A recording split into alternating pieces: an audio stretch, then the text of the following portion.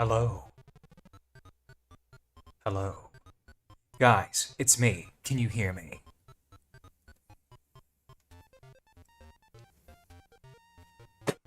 Is everyone here? Can you hear me? Are we doing it? Are we doing it? I need to know. Good.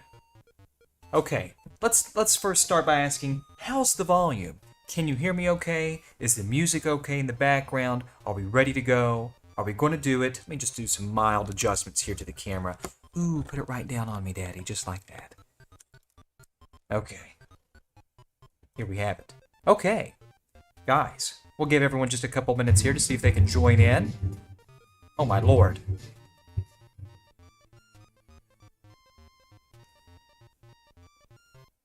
Okay.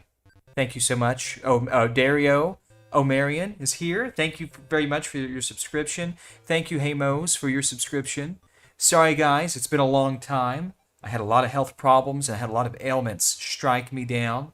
Had some very serious things sort of go down. Didn't mean to burp, but I'm getting much better. Thank you, Spats, 1996. Thank you for that 8-month subscription. That was really nice of you to do. Guys, I'm back.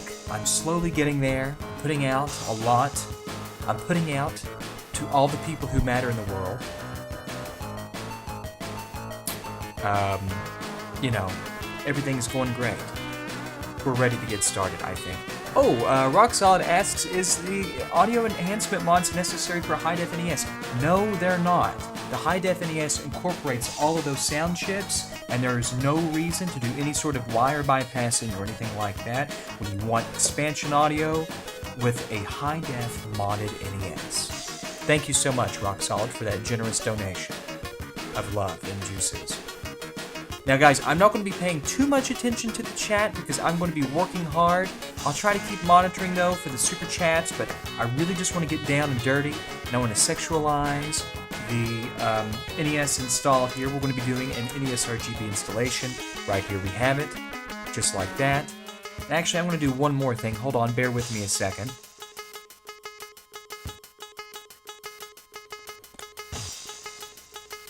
I feel like the microphone was a little bit too low, so I'm just making some adjustments here, and I think that's a little better. The microphone should be a little hotter.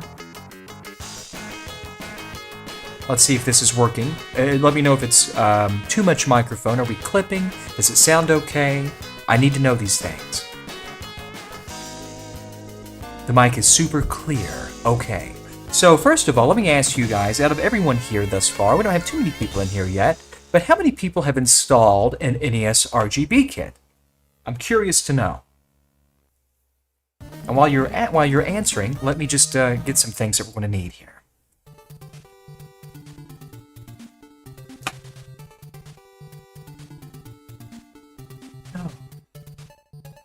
Oh my. Okay, we've got a couple of people here that have done this.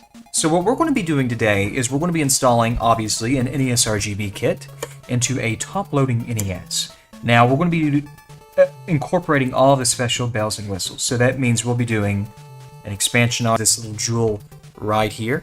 Little expansion audio mod for you.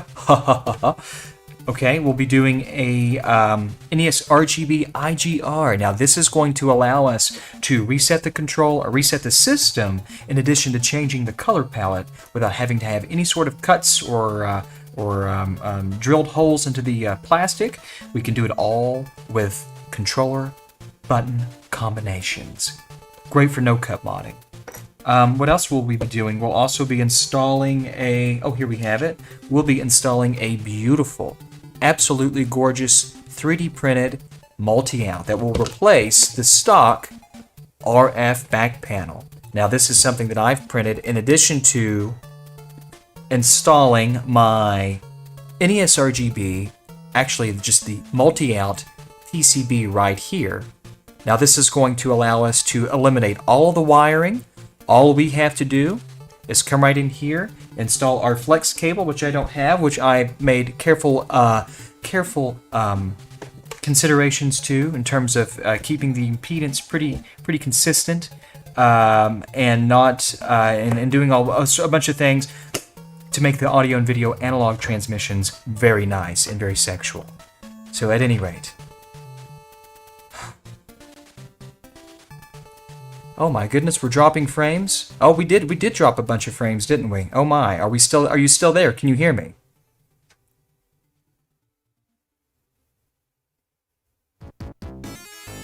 Okay, that's weird. I don't know. Should I do something? Should I do something different?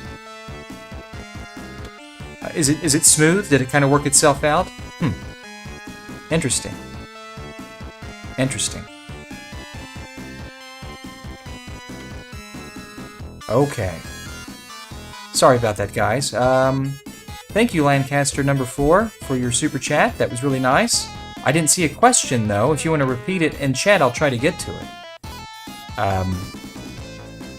Anyway, so 3D printed multi-out, NESRGB, NESRGB QSB, no soldering, no wiring for all the analog, video, and audio I/O. All of that is going to be handled very easily. All right. Okay, I think we're ready to get started. Now, guys, I'm going to be working very carefully on this. I'm going to be working very diligently. I'll try to pay attention to chat. I don't have my headphones on because I'm trying to work out some camera and video shooting bugs, sort of. So I'm not going to be paying too much attention, but I'll try to keep my eyes on the screen. Are we ready to get started? Is everybody ready? I need to know right now. Are we ready to get started? Should we wait a few minutes? Should we get going? Let me know. What do I need besides a Johnson?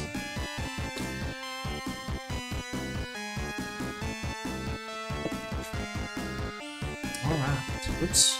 Let's back this out.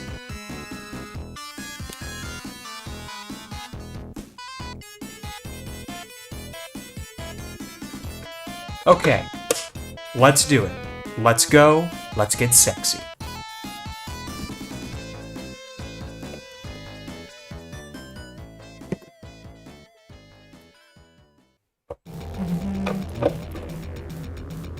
Also, something else, when you're using electric screwdrivers, or even if you're using a drill, it's actually okay. As long as you have the clutch, and I want to talk about this for just a second. There's a clutch here that you can set the strength on, so you can have it slip with less torque and tension, or not slip under higher torque and tension. Now, my general rule of thumb is when you're working with plastics, especially older plastics, what you're really looking for is if you can grip the unit with 2 fingers and a thumb, just like this, and you can kind of hold it in place, or like this with just your index finger and your thumb actually, and you can keep it from going. That's probably just enough torque where you're not going to destroy or annihilate the screw bosses in your systems, and you're not going to strip out the actual screw head itself. So always make sure that you have the torque set appropriately for your electronic toolage, because you don't want to damage the plastics. You just want to be as careful as you can when you're working with these 30-year-old plastic screw bosses. Watch. Notice how it's almost like an impact. Notice how the clutch slips. Well, it slips, and the impact of the slippage kind of creates the momentum necessary to crack these screws. That's what you're looking for.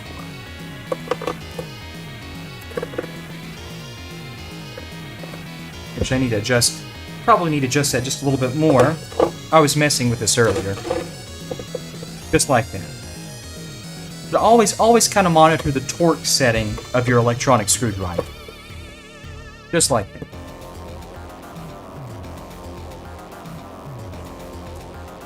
Okay, let's just move all our screws out of the way. And I hope that wasn't too loud and unbearable. Alright. Okay. We just have a few more screws here, and I'm going to put a tool under the system so we can bounce the light off a bit. It's not too bad. Okay, we need to change from a game bit to a Phillips bit. Very easily done. Now let's just move these out.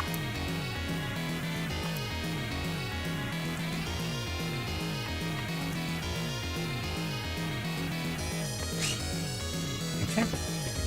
We'll just move these with our hands. We will remove them. Just like this. One more, Daddy. Oh! Okay, here we go. Now we're going to discard this for now. We don't need to have this in our way. We're going to take this top shield off. We'll never be putting that back again. And now we have the main board. Now we have a couple of different places where we can begin, really. We can either start by extracting the PPU. We can begin by simply removing the back panel and replacing the power filter cap. Or really, that's our 2 options at this point. Would you guys like to see me replace the back panel with a with a 3D printed multi-out and new DC jack, or would you like me to remove the PPU first? I'll let the chat decide. Where are we going?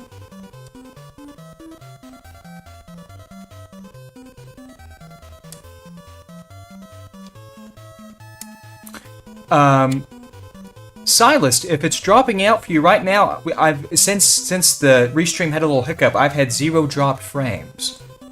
So maybe you should lower the stream setting.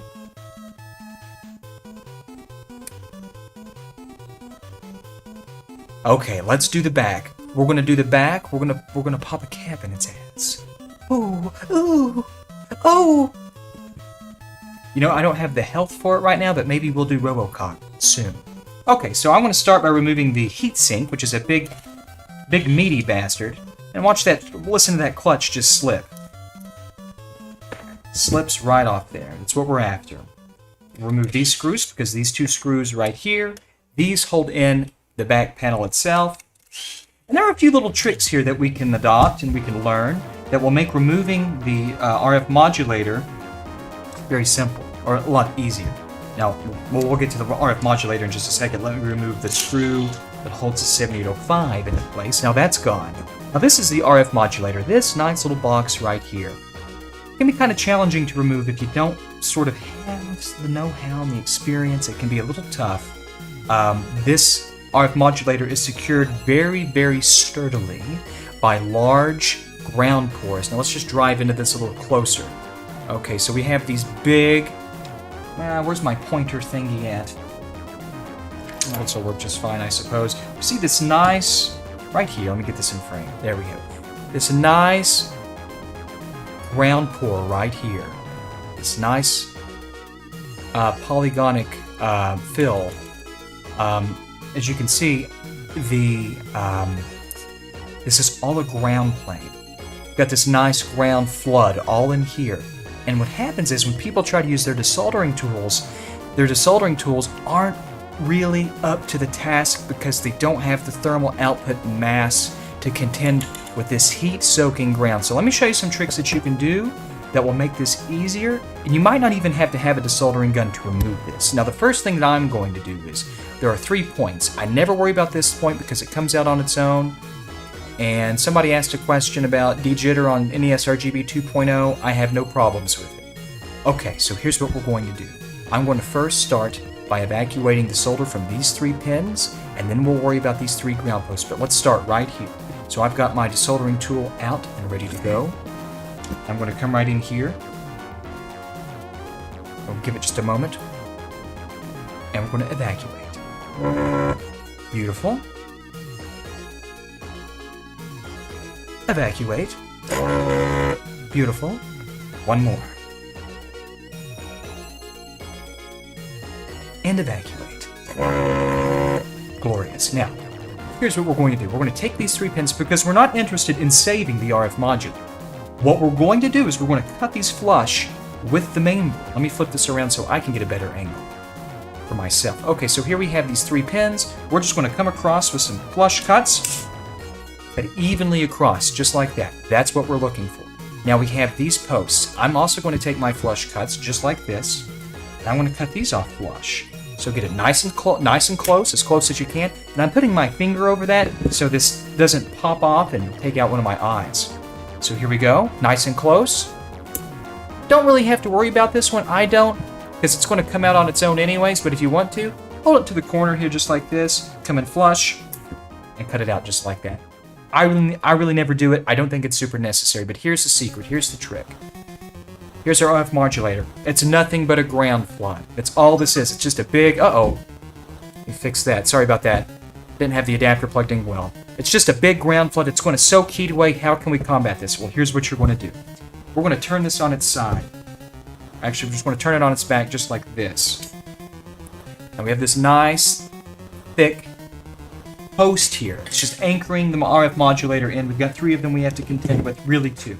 What I'm going to start doing is I'm going to take some solder, and I'm going to take a nice, beefy tip with a lot of thermal mass. I like to use my K-series tip.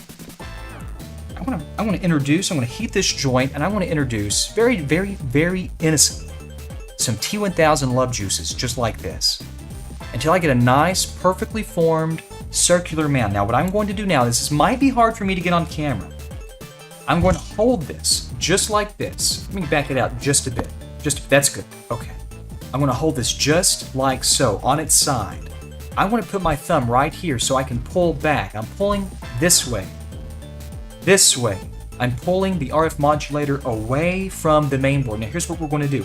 I'm going to come in here, and I'm going to just introduce that heat. We've got that nice thermal mass now. Now watch this. I'm going to take my thumb. I want to start pulling back, pulling back, pulling back. Let go.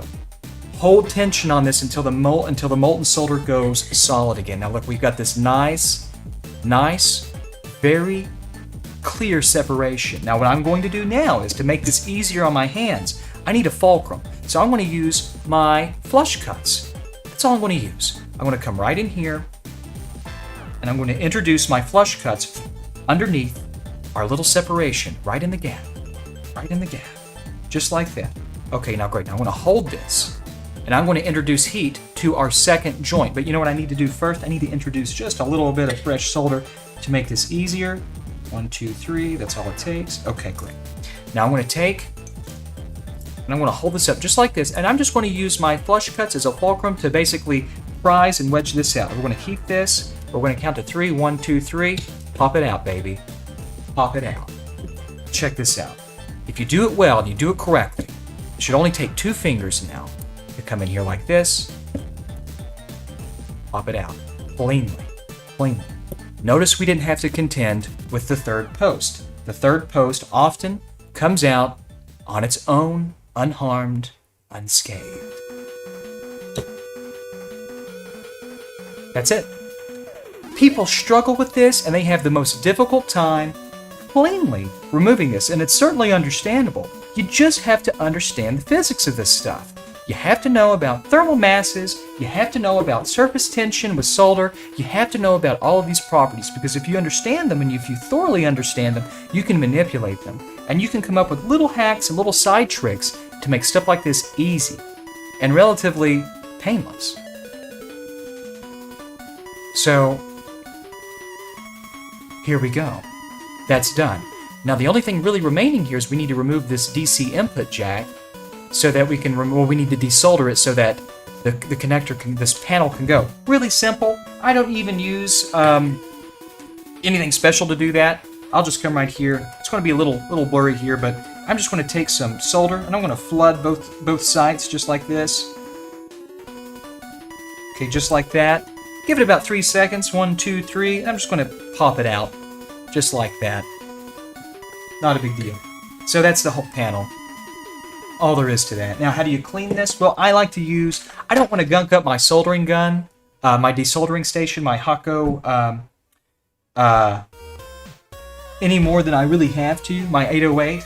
So what I'm going to do is... Let's see if I can find a tool here. What I'm going to do is... I want to just sort of poke this up, and I'm going to come in here. We're going to use another special tool that is very important to have. Solder sucker. Solder sucker. It's a skill that is just not really taught anymore. But a solder sucker will save me serious cleaning and serious wear and tear over the years on my electrical desoldering pumps if I just get this little son of a bitch out and we go to town. Now this is very simple. A little heat on the joint, and we're going to put our plunger down, which it already is. We're going to introduce our plunger or our plastic nozzle. 1, 2, 3. Just like that. Do it again, and I'm blind. I really can't see this guy, so I'm sorry if this isn't super excellent in terms of quality. But 1, 2, 3, just like that. And there's a little residual in there, but I think what we can do is I can clean off my tip a little bit. I think we can just separate this out. Not a big deal. Just like that. And if I can just get in here, 1, 2, 3. No, we're going to have to do one more round. So I'm going to actually float a little more solder into here. Let me try that one again. Just didn't have enough gas. Okay, 1, 2, and 3. There we go. That's much better. Okay, let me come off to the side here so I can inspect this a bit.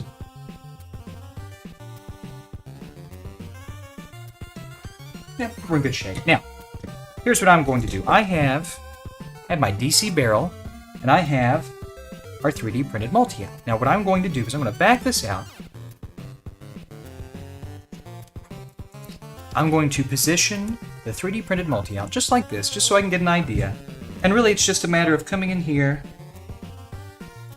with the jack, put the new jack in its place. We're going to jack this off. Okay, and sort of eyeball this a bit so we can make sure we've got pretty good alignment. Actually, let me do one thing real fast. Let's see if I can do it with... Give me 1 second. I'm so sorry. I need a tool. I need a tool. Where is my tool? I forgot to do something, guys. Bear with me just a moment. Oh, goodness. Let me see. Oh, here it is. I need to back the screw out just a bit that I forgot about because I'm having to use a much longer screw than it's really necessary.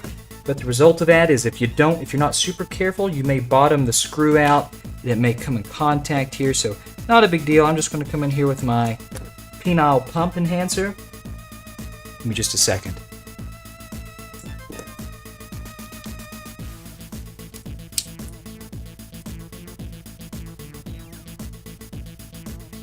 Okay, no problem. We're all fixed. Sorry about that, guys. All right, so what we're going to take, we've got our DC input jack in there. No problem. We're just going to take our 3D printed part. We're just going to put it in approximate position, and this is just a matter of. You don't even have to do this off camera a bit. It's just a matter of putting these parts in here and just bolting them down. Nothing to this at all. Super, super simple. Anyone can do it except for Bob, and that says a lot. Alright, so here we have it. I'm just going to sort of put this into place. I'm going to fix that up so it's nice and even. Great. Okay. Let me just put a little solder there so I can sort of tab that in there so it doesn't move as much. Great. Now what I'm going to do is I'm going to just get our 2 bolts. I'm going to sort of bolt this baby down. Give me just a second. I'm going to do this a little bit off camera because I want to make sure these are nice and straight. Okay, perfect. And let me do the other one.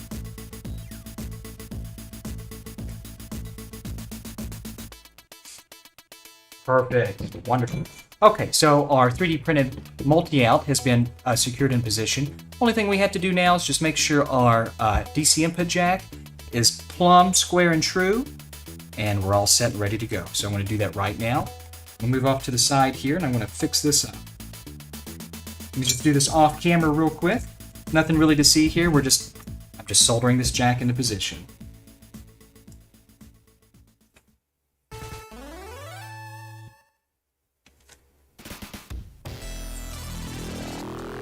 Oops. Grab a hold of it here to make sure we're nice and even, which we appear to be.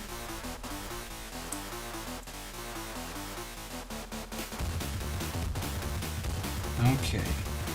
Just a second. I just want to straighten that up just a bit with my finger.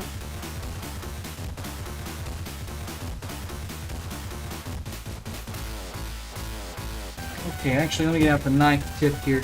I just want to make sure this is nice and straight, and it's really difficult to do this with the camera in your way. So let me just heat up both sides real quick here, and I'm going to come in here. I'm going to make sure I get this as straight as I can. That's a boy. Okay, guys, we're all set. Looking pretty damn good, if I say so myself. 3D printed, looks fantastic, excellent finish, excellent fit. I'm very, very pleased with this. So that's the 3D printed multi-out. This will allow you to use S-video cables, SNES, any sort of SNES or GameCube cable. You can use HD Retrovision cables, are actually spec'd and work beautifully with this mod. That's all there is to that. Now, I'm going to go ahead and replace the power filter cap, and we're also going to go ahead and put in our little FFC cable just so that, well, we should have done that beforehand. It would have been a bit easier, but let's go ahead and let's get it done. Oh, also, before you do anything, and I already did this, go ahead and de-energize the power filter capacitor and all the components. That way you don't have to worry about anything going haywire. Ooh. All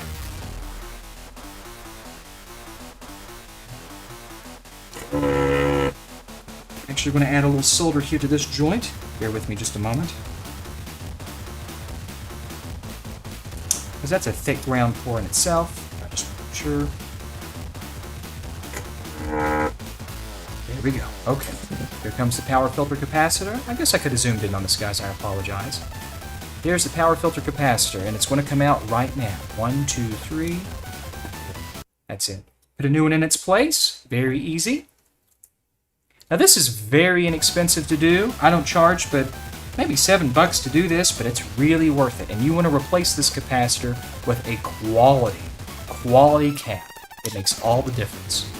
Okay, I use Nishikon primarily. I like Nishikon, Rubicon. I like Panasonic a great deal. But what you don't want to do is you don't want to install those eBay special Chinese Chong capacitors.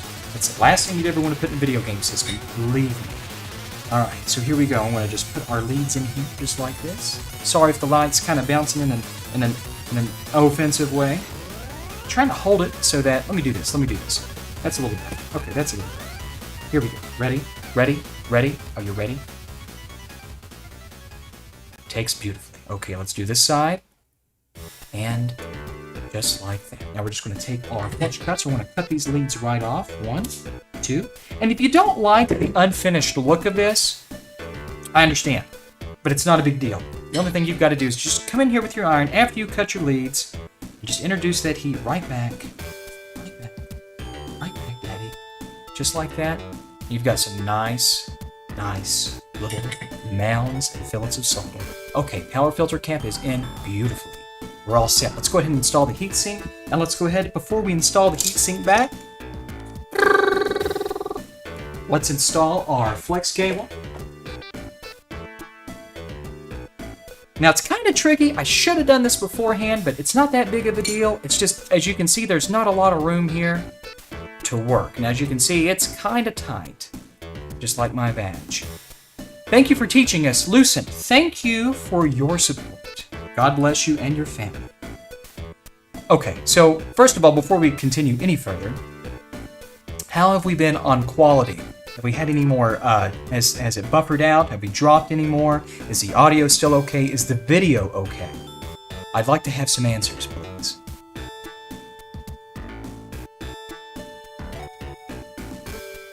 Real quick, come on. Everything has been good? Okay. Okay, everything sounds great. Wonderful. Alright, what I'm going to do is I'm going to put in our little cable, and I'm going to put it in just like this. I'll put it in just like this tonight. Man, I hope I don't have to remove this, but I probably won't have to. Let me just work it in there like that. It's very tough. Actually, I'm going to probably come over here, and I'm just going to oh, here it is. Let's see, I'll try to use my masturbatory tweezers to seat this cable. Always do this beforehand, and that looks pretty good. That looks pretty darn good. So evenly press in both drawers. 1, 2, 3. That's it. That's all there is to that. We're in pretty good shape. I'm just going to fold this over, and that's all that's all it takes. That's all it takes. So now we will go ahead. We'll back this out just a bit, and we will reinstall our heatsink. Very easily done.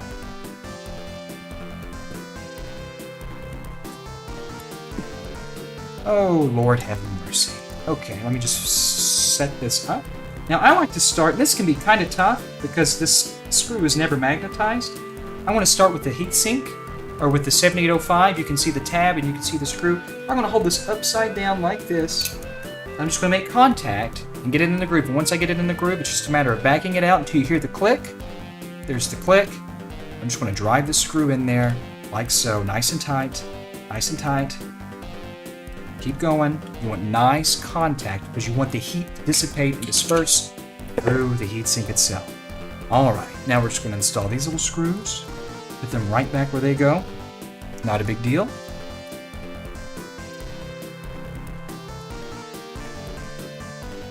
Okay, one more. Oh, shit.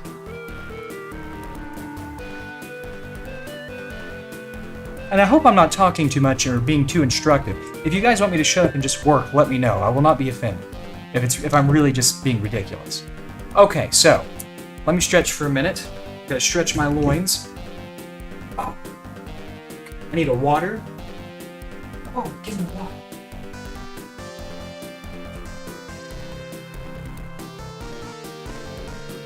Okay.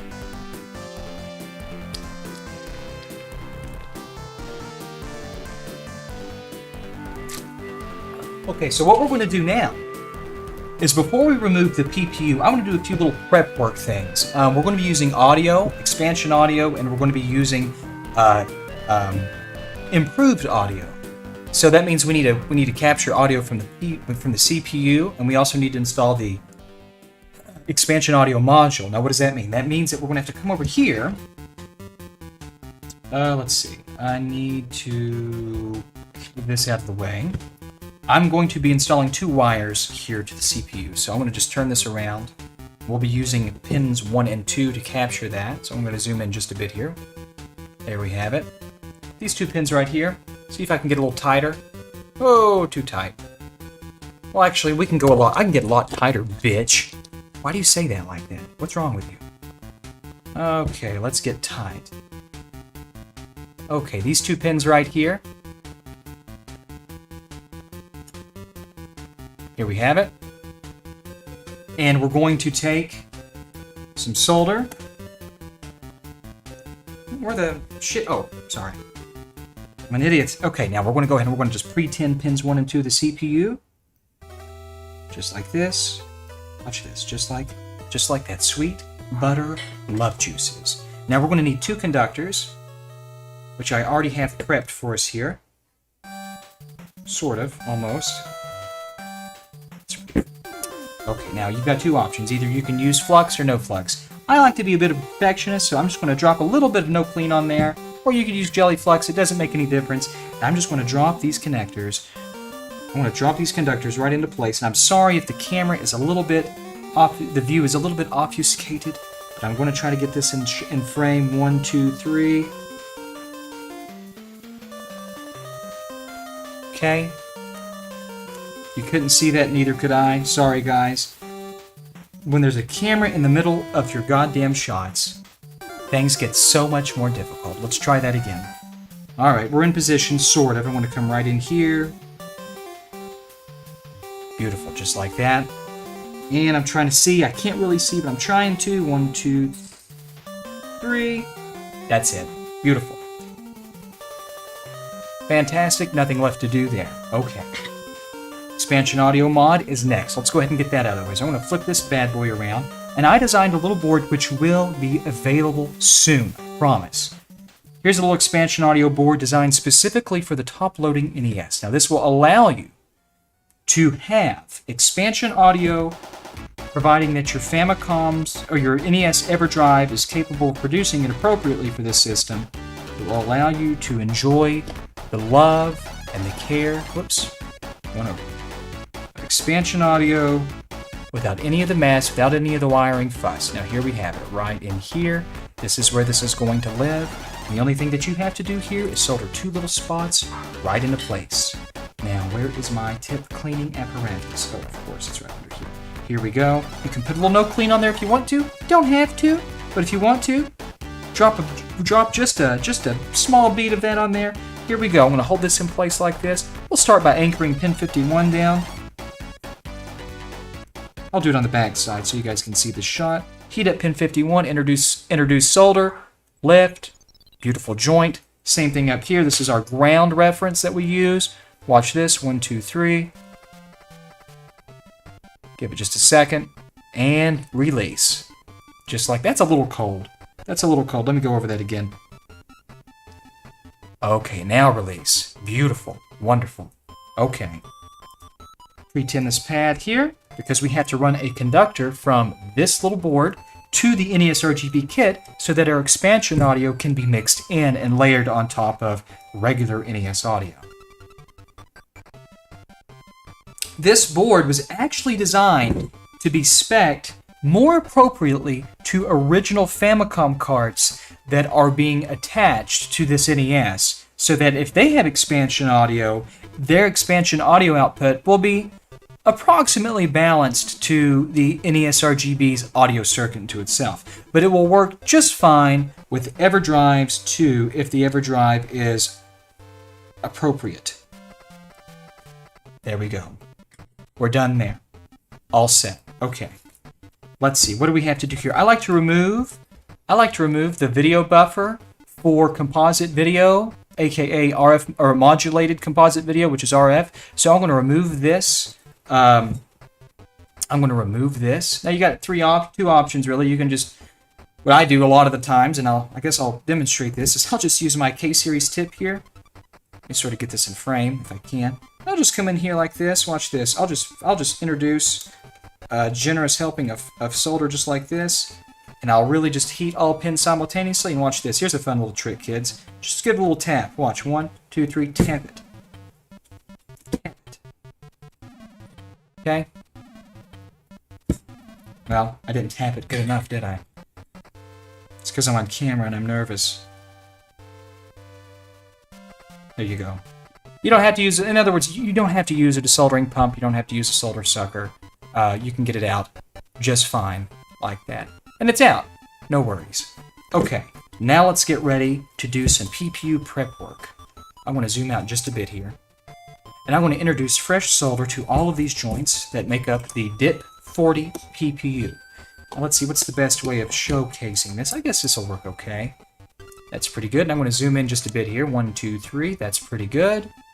Okay. Let's give that a shot.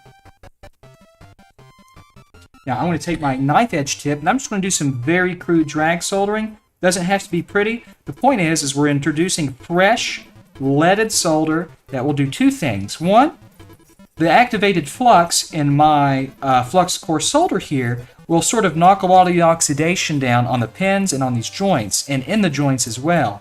It'll also, because of the nature of this solder in correspondence to the solder used during the wave process when this board was fabricated, it will, don't worry about that little blob there, baby, it's okay. It will also lower the melting temperature Well, what does that mean? What that translates into is that when we use our soldering tool or our desoldering tool won't have to work as hard because it'll deal with a solder system that uses a slightly lower melting temperature. So what I'm doing here is I'm lowering the melting temperature really negligibly, to be perfectly honest with you, but I'm also introducing more thermal mass by introducing more solder, and I'm also, of course, removing oxidation. Think of it as a cleaning process as well as a sort of sort of mass-inducing process. Now, that's pretty good. Everything looks pretty good there. Let me just clean that up a bit off camera. There we go. Okay. All those joints have been prepped, ready to go. Let's do it. Let's zoom in. Let's get this going. Are you with me?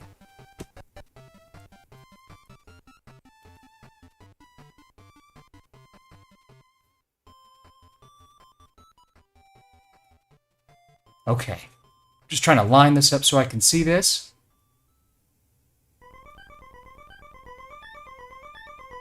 Here we go.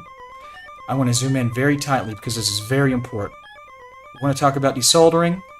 Now, you guys let me know. Is that tight enough? Can you see this? Is this clear? I need to know. Don't fucking fuck with me.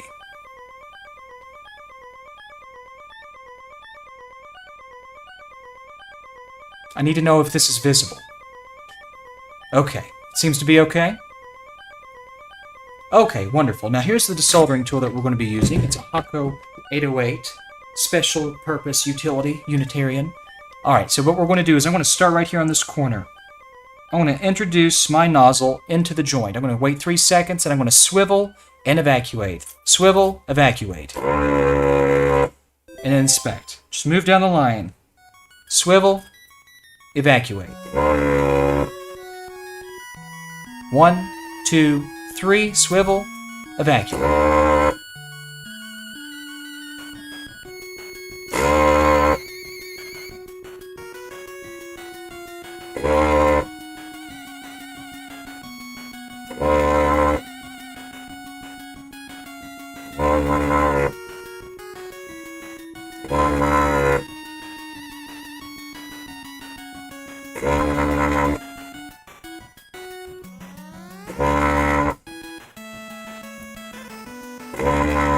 If you don't want to pull pads and if you don't want to lift traces when you do dip rework like this, which is dip is just a PTA technology, plated through hole technology, you would be very, very, very interested in these techniques. You will never lift a pad, you'll never lift a via, and you'll never lift a trace out.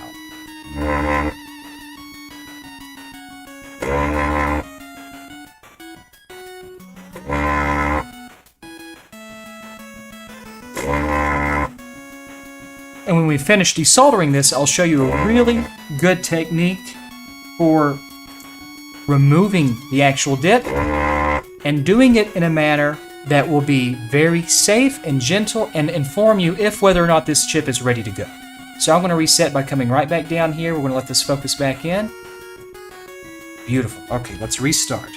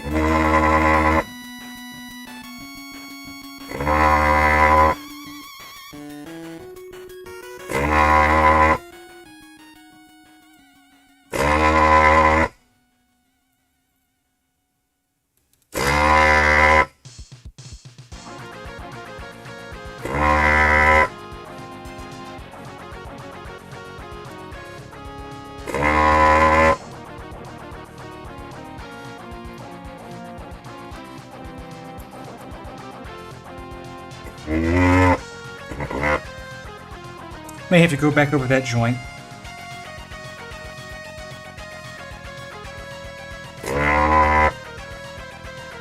Okay, let me touch up 2 joints here. Real quick.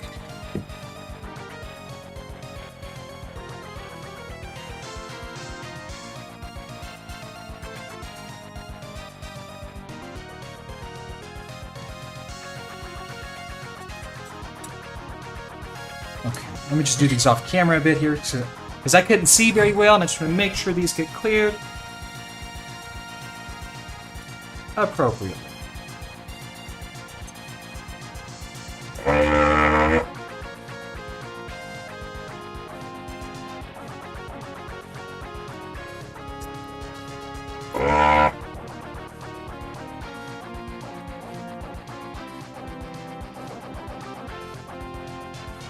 So, this is what happens when you can't see very well. This is the PPU. This is the CPU. That is the PPU. We are removing the wrong chip. So let's rework this chip back and let's remove the right chip. So, not a big deal. I've done that. You know, I can't tell you how many times I've done that. I've probably done that at least. I've probably installed 7, maybe 600 NESRGBs. I bet you I've done that at least 15 times. I bet you I have honestly done that at least 15 times. Harmless, but you just gotta pay attention. So real quick, watch this. Make this even faster. We'll do a bead of no clean, and we'll do a bead of no clean. Not a big deal. I'm gonna come right in here. Watch how fast this reworks. Watch this, watch this. Count it down.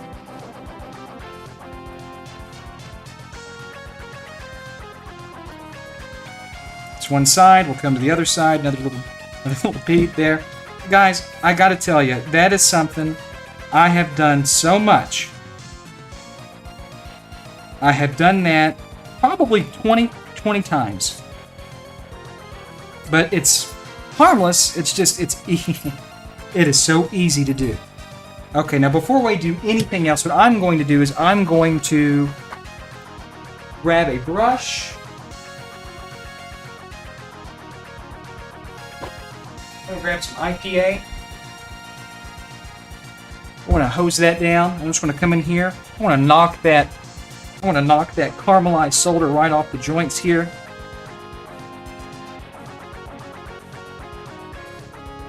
There. It's like it never happened. Okay, let's come to the right chip.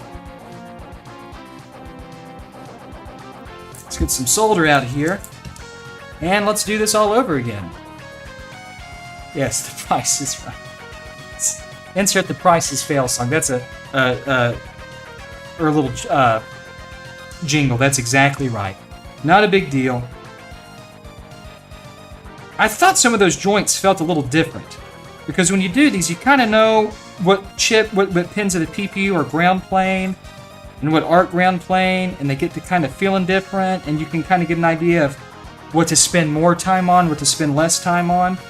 And I kind of was like, well, wait a minute, maybe it's just because I'm holding it weird. And I'm trying to get the shot for you guys. No, it's just the wrong chip. Okay, right off the edge, just like that. And no problem. We'll just do the right chip this time. Not a big deal.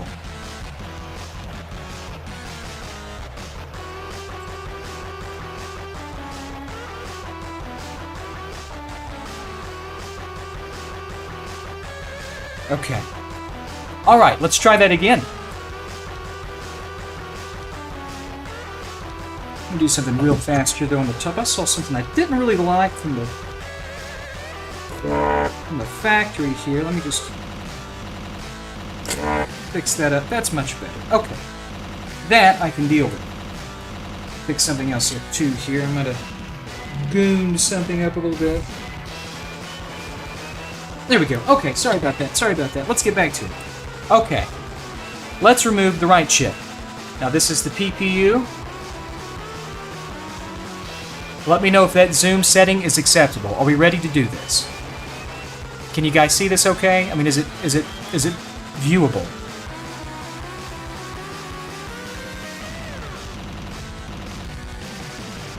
Thank you, Eric Nolan. Thank you so much for your support, my friend. Is this angle okay? Is this zoom okay? I mean, can we see this? Okay, we're in good shape? Okay, I just want to make sure you guys can see this so that the shot doesn't get lost. Here we go. Same rule, 3 seconds, swivel and pull. Okay. I don't do it for 3 seconds all the time. That's just the best practice, in my opinion, when doing PTH stuff like this. Actually, I go a bit faster.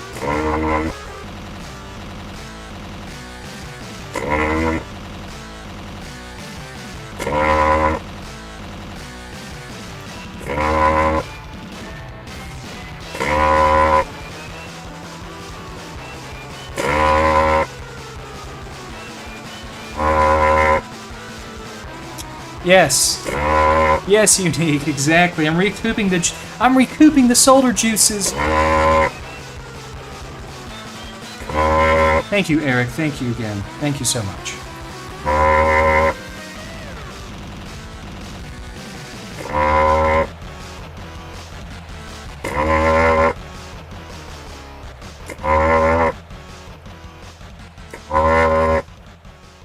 Nice and easy.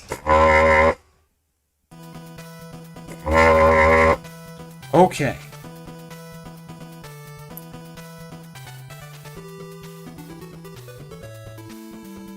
I'm just counting pins. 1, 2, 3. Okay, perfect. All right. Let's reset right here. Let that come into focus in just a bit. There we go. Nice and focused. Here we go. It's a ground, so I'm gonna wait just a moment. Do maybe a 4 count. 3, 4 swivel and pull. Beautiful. Beautiful. Okay, let's keep going.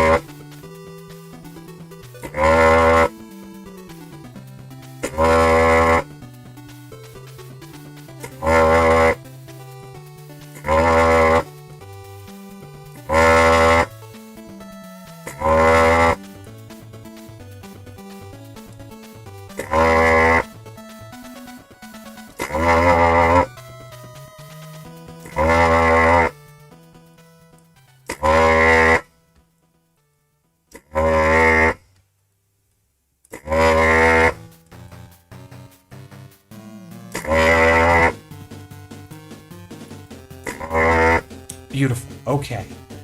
That is the PPU this time. That is the correct chip. Now, what you can do is if you want to make sure that you've cleared the solder adequately, and you see our plated through holes here, our nice vias, undamaged, unscathed, very clean, but if you want to make sure you've got all the solder out, hold it to the light. If you can see light passing through, you're in great shape. And guess what? I can see light coming through all of these. So what you can do now is turn it upside down. Let's back out just a bit.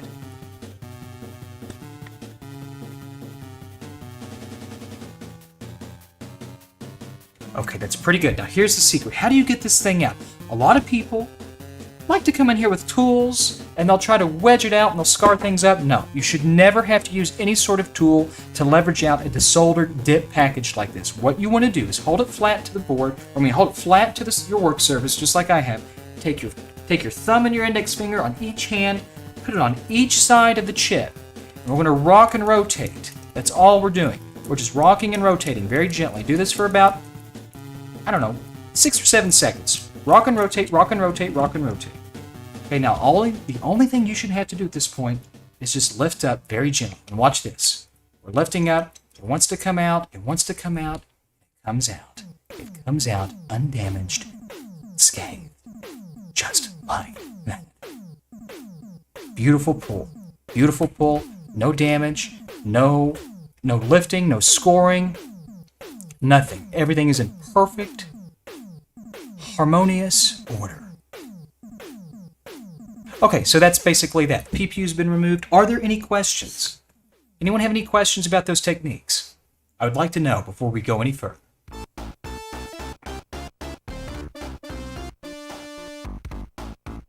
Anything. Let me take a little break here anyways to sort of work out my body soreness.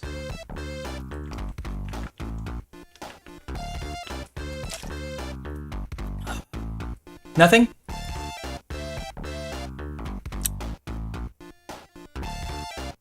I use about, what temperature do you use to desolder? I like to use a little hotter when I'm desoldering. I use about 330 to 345 degrees.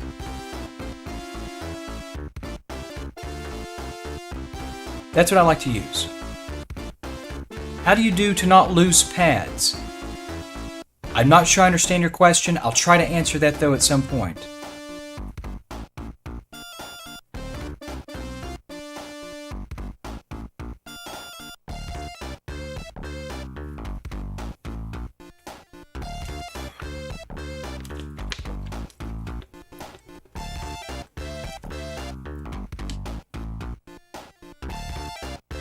How do you stay fresh? Listen, man, I'm not in good health right now. I don't know how fresh I look. Will I ever offer classes? Yes, I hope to. I hope to soon offer classes. Okay, anyways, desoldering's done. That's really the hard part of this. Let's go ahead and let's just move forward. So the next step, as far as I'm concerned, is let's go ahead and build the adapter board. So we're going to just put this down. We've got some sockets here that the NESRGB kit ships with, and they go in place of where the PPU was removed. Very simple. Fits into place. I'll hold this upside down. Okay, I'll just make sure that we've got nice contact. I'll hold a finger underneath the socket so it doesn't try to come loose. I'm just going to sort of tack this in so we can solder it into place. Okay, just 3 or 4 corners, or 3 or 4 legs on each corner. Really, just 1 or 2 legs will be fine. But I'm just going to go ahead and solder that in place just like that. Okay, it's locked in. You guys have seen this now a couple of times. Put it at an angle. There we have it. Let me back out just a bit. Okay, that's pretty visible. Here we have it. Boom, boom. Take my knife edge tip here and let's just work this in. I want to start in the middle. I want to first work forwards or up. I'm going to work up. Up, up, up, up, up, up to the top. Okay, right to the top. Now I'm going to work down.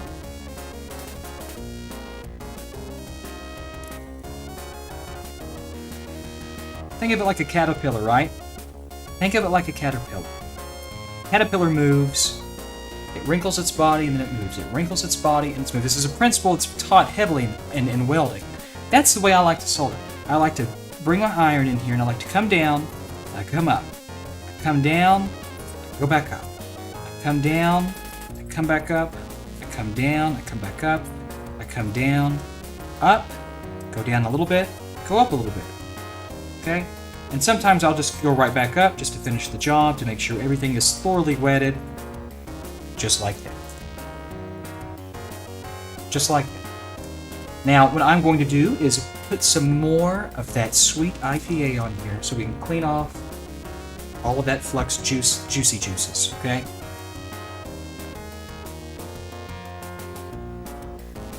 A little more.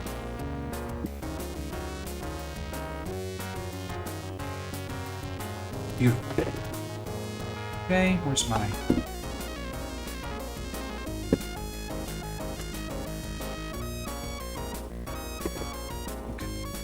Here we have it. Let's zoom in nice and tight, and let's just examine these joints if we can. And we are beautiful. Nice, thick mounds, just the way I like them. I'll fix that one up. That's a little knobby. I don't like that. But I do like that just fine.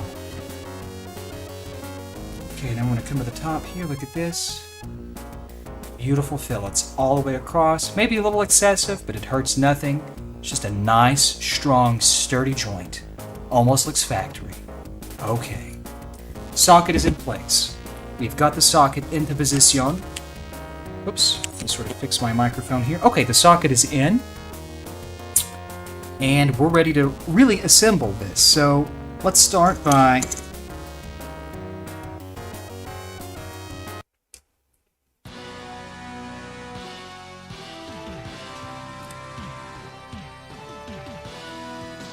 Putting our headers into place, just like that. Wait, that's not the right header.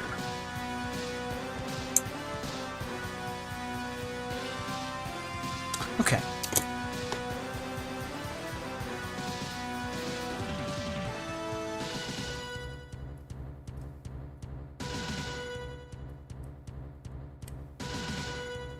Perfect. Okay, let me zoom in just a bit here.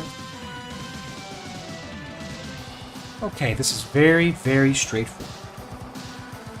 Okay, our little adapter board that translates the NESRGB kit slightly to the left so that it clears everything and that it doesn't have any obstructions. So we've got that in place. So what I'm going to do, I'm just going to take, we're just going to solder this son of a bitch right into place. So here we go, we'll do some dragging.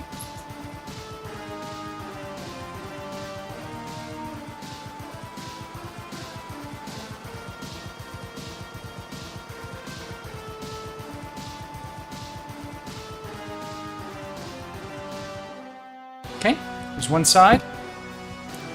Looks great. So I'm going to just pick this up just a bit to kind of skip that light just a little bit. That's better. I'll take what I can get. Okay.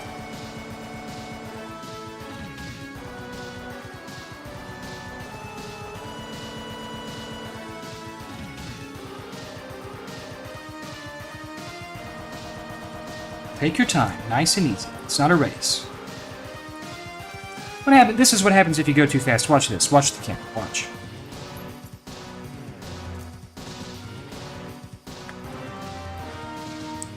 Faster is not better, especially when you're soldering. Yes, you want to keep the heat off of the joint.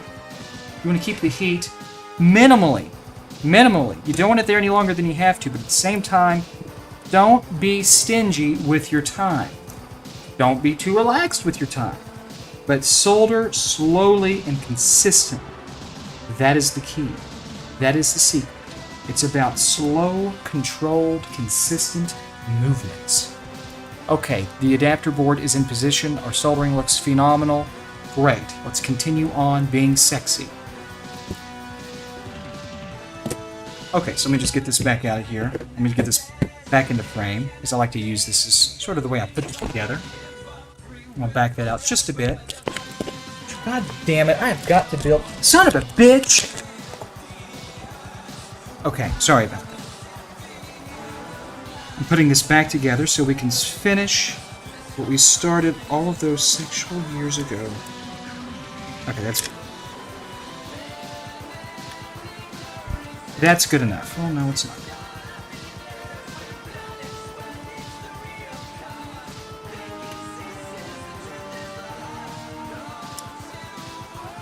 Okay, hold on. Everyone just hold on a second. I gotta fix it. Let me see something.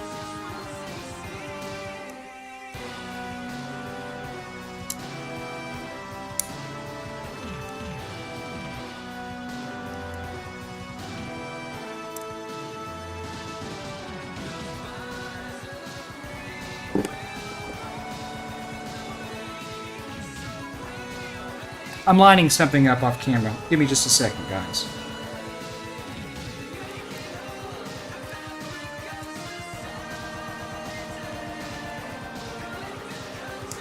Okay, bear with me just a second. I want to line something up just a little bit better. I'm going to use some hot air. And I want to hit something. I don't like the way... Sometimes these machine pin sockets, they're not very... They don't go in very plumb. So what I'm going to do is I need a piece of metal to refract some of the heat. I'm going to actually fix this by changing a little bit the direction of the pitch of the pins. Now give me just a second. This will really take about 15 seconds at the most to do. But I need to pull this back just a bit. Machine pin sockets that are shipped with the NESRGB, in my opinion, aren't really ideal, and they're not really what you want to use. What you want to use are sockets that are dual wide. These machine pin headers, they're only good for about 3 cycles. I don't like pushing these in and out and in and out and in and out of the NESRGB or out of the Nintendo more than twice, because once you do it a couple of times, they lose, they really sort of bore themselves out, and they don't make good solid contact any longer. I don't think it's the best way to go. I really wish Tim would incorporate some sort of dual light socket with the NESRGB kit. For the longest time, I wouldn't use these, simply for that fact.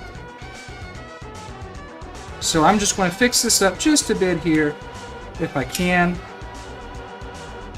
Let me sort of work this out just a bit. And give me my thing back. Give me just a second, guys. Just a second, just a second. Okay. This will take just a moment. Just a little bit longer. Ooh. You guys like that song? Anybody?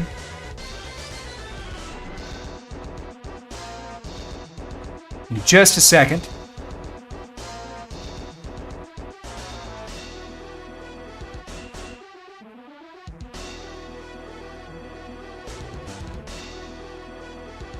Damn, that's hot.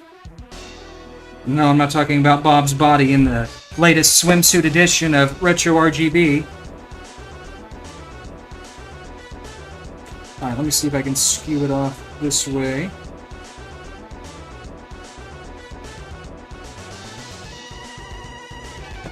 Okay, guys, almost there, almost there, almost there.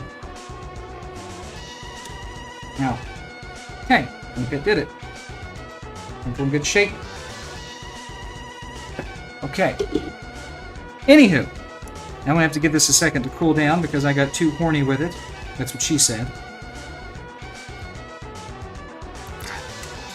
So fucking. That's so hot.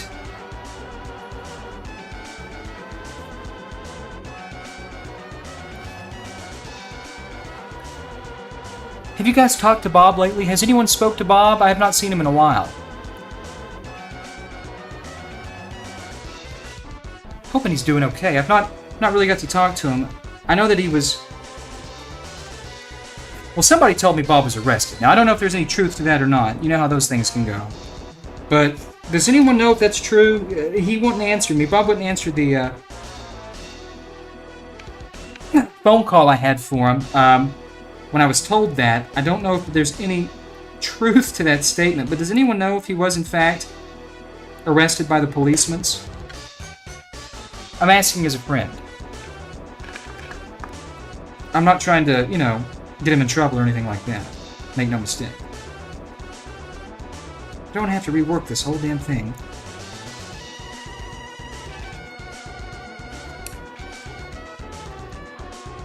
I might have to.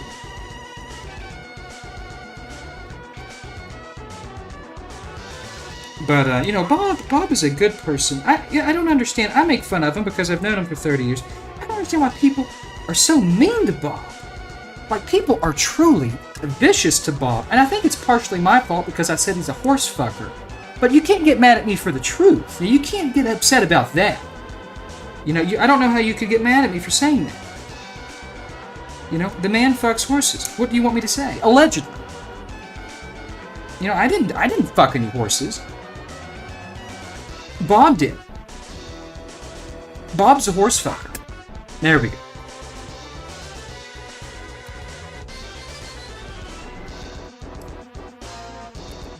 Okay, perfect. Sorry about that, guys. Let's continue putting this together.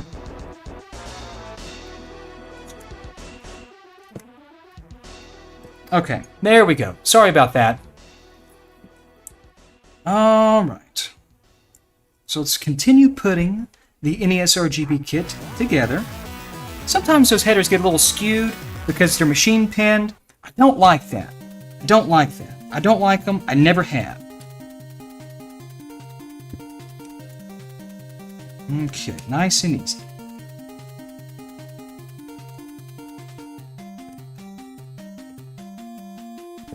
Okay, here we go. I'm going to put this to the side, and I'm going to just solder our kit into place. Sorry if the light's refracting off this a little bit. I'll try to make this quick. I'll try to solder this in quickly.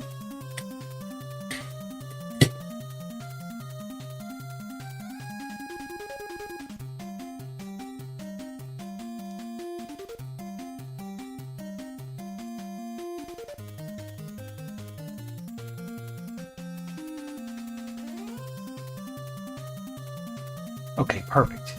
Now I'm going to take my flush cuts and I'm going to cut all of these pins down over here. Shield your eyes.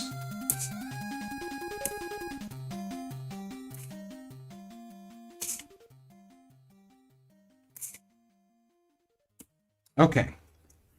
And you know what? I'm actually going to get... I don't like this socket. Let me go. Give me 1 second. Let me come over here and get another socket.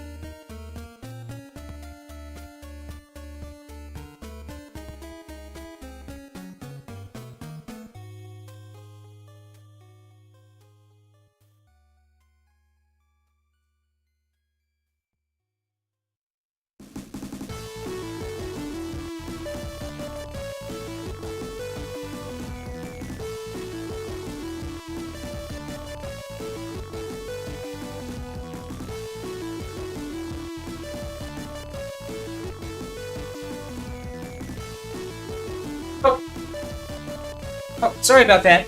Okay, I've got another socket here. I want to move this shit out of the way. I want to very gently socket this right into here. No, I'm sorry, I'm not going to socket anything in there. I want to fix this up first real quick. Give me just a moment. Looks good. Just making sure all the alignment's good. That looks good there too. Okay, let me just put this back in here. Okay, let's go ahead and solder all of our little cut sections off, just like this. And I'll try to zoom in on this shot just a bit. Okie dokie. Okay, that's pretty good. It's pretty good. No, it was good. Okay, that's pretty good. Okay. Now we're going to, just to make this a little easier, I'm going to introduce just a little drop of no clean there. And I'm going to take out my knife edge tip. Like so, and we're just going to get to town. We're just going to go to town on it.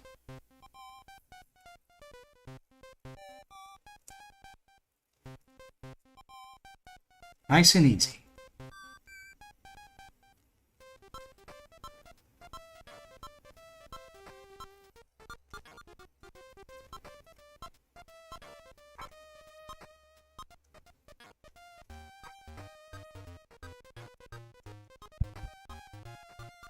Perfect.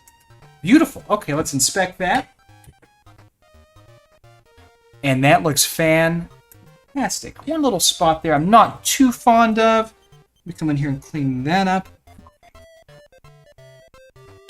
Okay, looks great. Soldering looks excellent. Everything looks really beautiful on both sides. Now we're ready to put this to the side, because I'm going to now socket the PPU.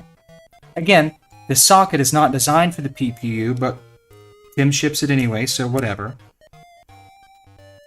Put this into position here.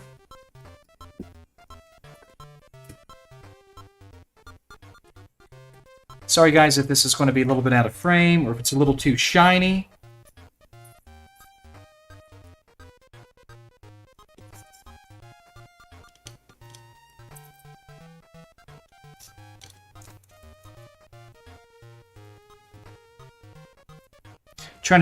I'm trying to do this in a manner which you can see and follow what I'm doing.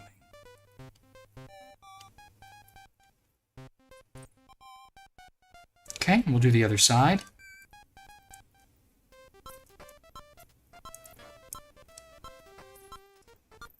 Nice and easy, nice and easy. Introducing that fresh solder is critical, because this will really soak it up, and it should. You want it to. You want it to soak it all up. Okay, I'm going to make a pass going back down. Gently, just like this. And we're going to finish it off right there. Just like that. Now look at that. Beautiful. No bridging. Great fillets. Beautiful solder mounds. We're ready to keep going. Okay, so what I'm going to do now is I'm going to put our NESRGB... I'm going to put the PPU and I'm going to install it into a sexual position just like this. Get it ready to go. Make sure everything's lined in. And it's not made for it, but whatever. I'm not going to complain too much today. Okay, PPU's in place. Let's go ahead and put our kit together. Now this is simple. Here's this assembled part. Here's this assembled part. The only thing I'm going to do, I'm going to do this a bit off camera. Just want to make sure this is going to line up okay. I think it will. But I want to make sure for my own sanity. I don't like this. I don't like this header at all. I'm going to remove this header real quick. I'm not a fan of this. I'm just not a fan of it.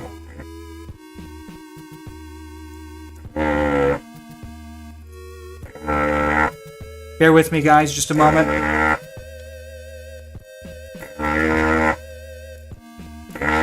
You can. Oh, if you want to see what I'm doing, I'm going to redo this header. Not happy with it. I could absolutely make it work, but I just don't like how skewed it is.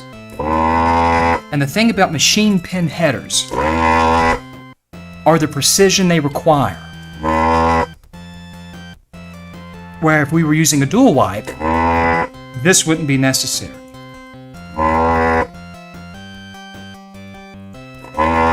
But it's not a big deal.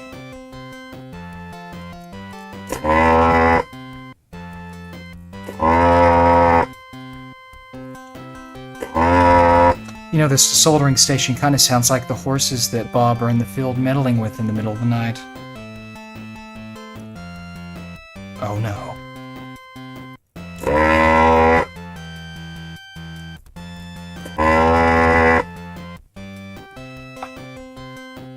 Okay, so let me just work this out.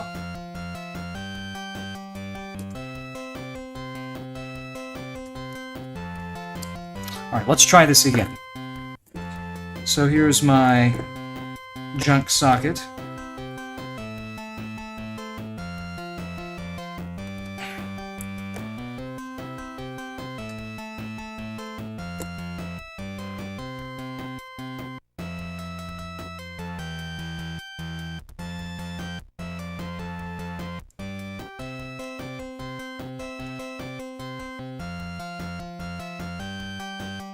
Still not a terrible fan of this.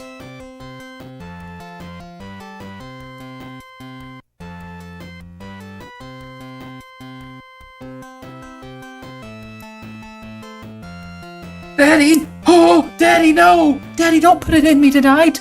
Sorry. Okay, that's much better. That's going to keep it nice and plumb. Let me just solder this into position. Won't be in good shape.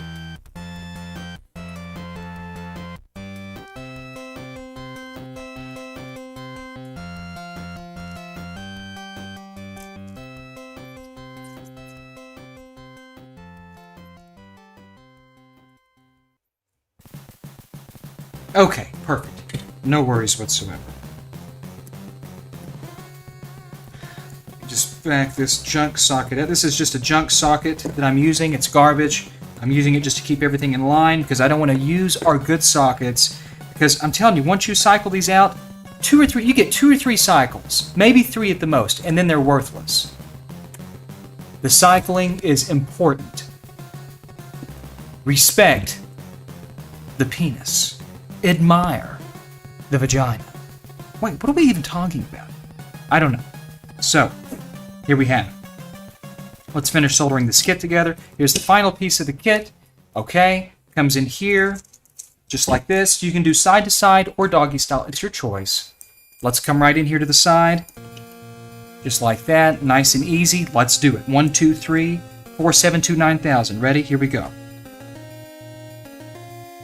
Okay. Nice, even distribution of solder. Remember that. It's about time. It's about time. It's all about time and consistency.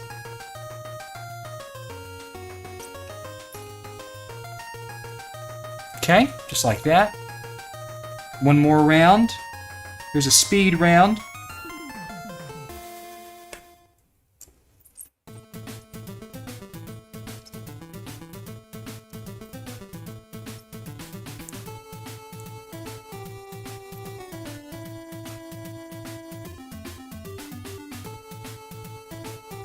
Perfect. Okay. Now this is going to be underneath. I'm not worried about really cleaning off this residual. It's 100% harmless. I'm just going to leave it there. But I want to investigate the soldering. Now everything here looks truly exceptional. No problems. Great fillets, great joints. Same up here. Great fillets, great consistent joints. We're in good shape. Okay. Now the kit is ready to be installed. We are ready to come in here. Okay, I'm going to back out just a bit. I only want to socket this one time, 2 times at the most. I don't want to make a habit of removing this and putting it back in. But it's going to socket into position right now in real time. So let me just sort of get this prepared. Let me look at it on both sides. We've got great alignment. Okay, good alignment, good alignment, good alignment.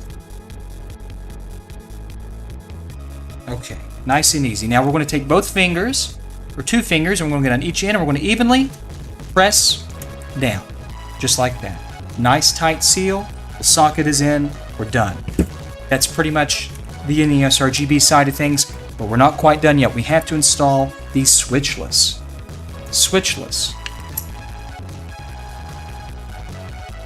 NESRGB IGR. So I'm going to do it a little differently. Actually, I'm not even going to talk about it. I'm just going to do it. I'm just going to do it.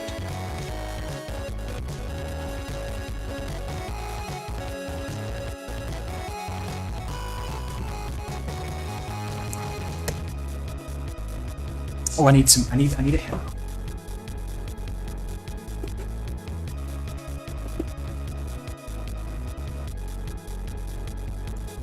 Nope. Down.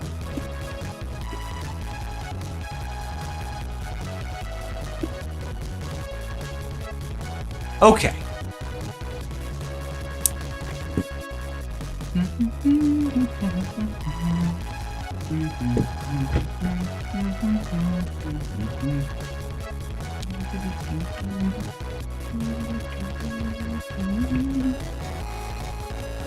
I could just come up with a way. You know what? This might work better. Will this bounce the light off? A little bit better. It's a little bit better. Okay.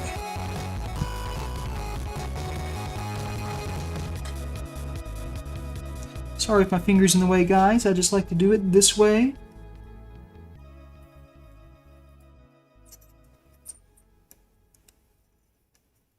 Perfect.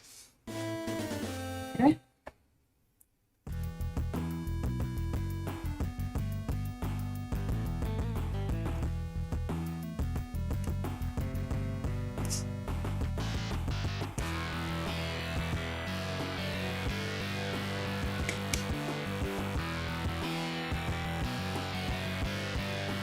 Bear with me, guys, for just a second. Beautiful. Okay. Actually, I want to do this a little differently. I'm trying something. I was wanting to sort of test something. I don't think that'll work well. Give me just a second off camera. I just want to check something out real fast. Yeah. Okay. Never mind. I'll just do it the old-fashioned way. I'll do it the way Daddy taught me.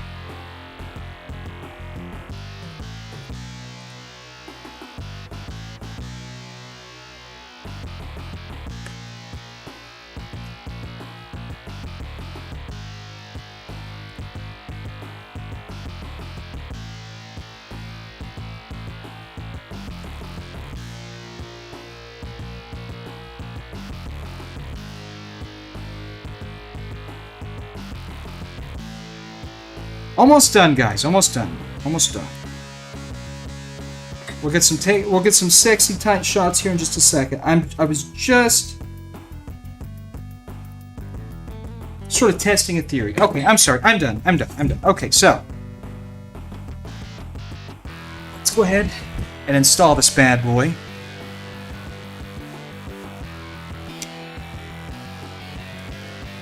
No, it's not exactly what I'm after. I'm just not happy with it. Okay, I'm sorry. I'll quit wasting time. I'll quit.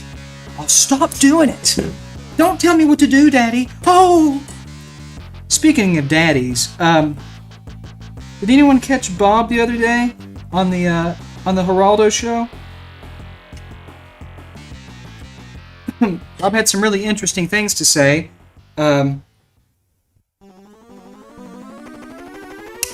It was to my understanding that Bob was actually asked by Alex Jones if he would be interested in coming aboard Alex Jones's, his radio show and being a correspondent. That he was really, Alex Jones was really impressed with the work. Okay, fuck it, I'm not going to do it that way at all. Okay, never mind, guys. I was wanting to test something out, didn't work. Never mind. Let me clear this out. But Alex Jones is currently trying to. He's doing two things. Alex Jones is either trying to get Bob to come over to InfoWars and be a news journalist for him, and provide coverage services, or Alex Jones is really thinking, this is just rumor, about buying Retro RGB and absorbing it because of its popularity among 40-year-olds. You tell me if that's true or not, I don't know. Just bear with me for a second, guys. I'm fixing something up. I was going to try to do something. I'm not even going to bother to explain it. I had a neat little idea. And, it's kind of one of the things that happen on the fly. But doesn't really matter. Okay, let's get back to this. I'm just installing a little header. That's all it is. It's just a little silly header. Okay, let's get back to the actual install, though, if we can, if you wouldn't mind. Okay, let's get back to the install. So, the NESRGB IGR is very simple. Okay, we're just going to interface it to this header like so. That's all it is. That's absolutely all it is. Okay, not a big deal. Come over here.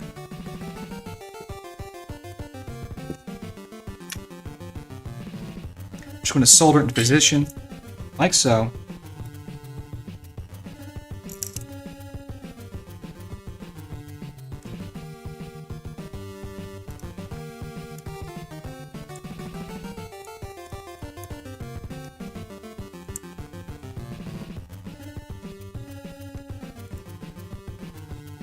Okay, that's all it is. I got a little bridge there. I want to see if I can take my knife edge tip. I might not be able to. Bigger bridges like that, you can work it out with a smaller tip, but ideally, just take a knife edge. I always have one on hand and ready to go.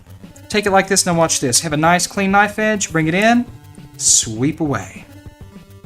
That's all it takes. Okay, that's pretty much all there is to affixing this to the board.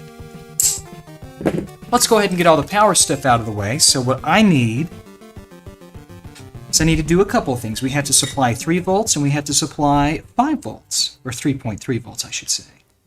That's very easily done. A little flux here and a little flux there. Sorry about that. I'll zoom in just a bit here. Whoa, too far. Okay.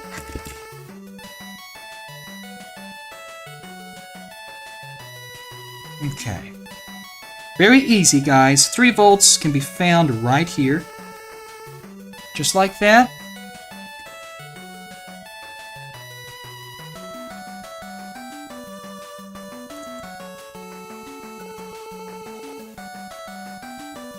Just like that. Okay, there's our 3 volt supply. And 5 volts is just as easy, if not easier.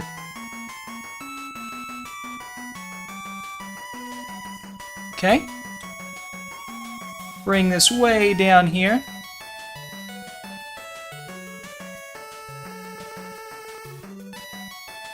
Now where the hell is that? Oh, it's right here. Okay, just a drop of no clean. like this. I'm going to come right in here. Just like that. Beautiful joint. We're just going to bring this over here, and we're going to cut this to length. There's 5 volts. Very simple. Cut to length. Get some wire strippers here, and we'll just prep this line real fast. Just like that. Sorry if you can't see this. You know, doing this on camera is really difficult, I do have to say. Drop a flux on there. I'll try to use these tweezers so you can see this joint being formed. Here we go. Ready? Here we go. Here we go.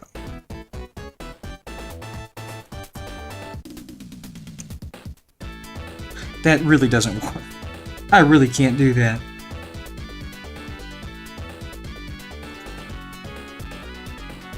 That's not too bad, but that's really difficult to do. Okay. Now this is going to be in a top loader, so this is active low. I'm going to strap my jumper like so to low.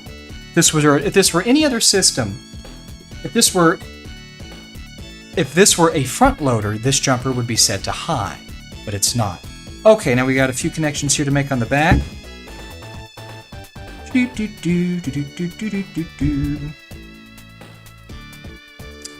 me just 1 second.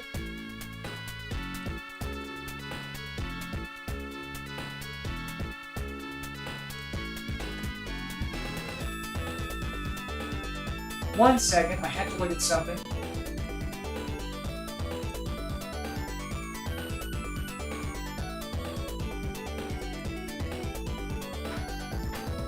Okay, perfect.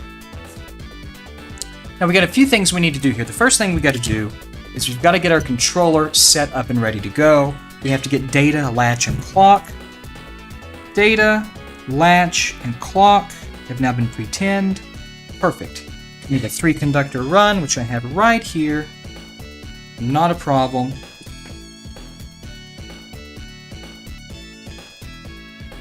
Okay. I want to actually rotate it this way so I can see a little better. Maybe you can too. Whoops. Okay. Hold on a second.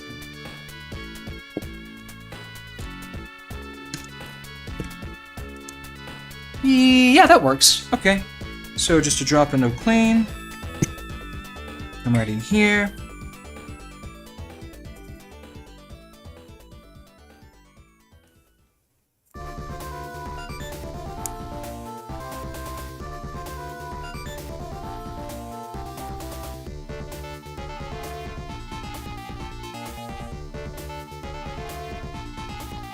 Perfect.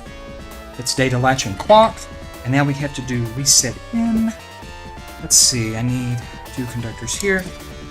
Now we're going to have to cut a trace right here. So we've got a trace right here off the reset line that we must cut. And I like to cut it right about in here. That seems to be the easiest place to cut it. So I'm going to just take an X-Acto knife. And I'm going to come right in here. Very easily, very easily. I'm just going to come in here. Okay, I'm going to score this right here, just right across.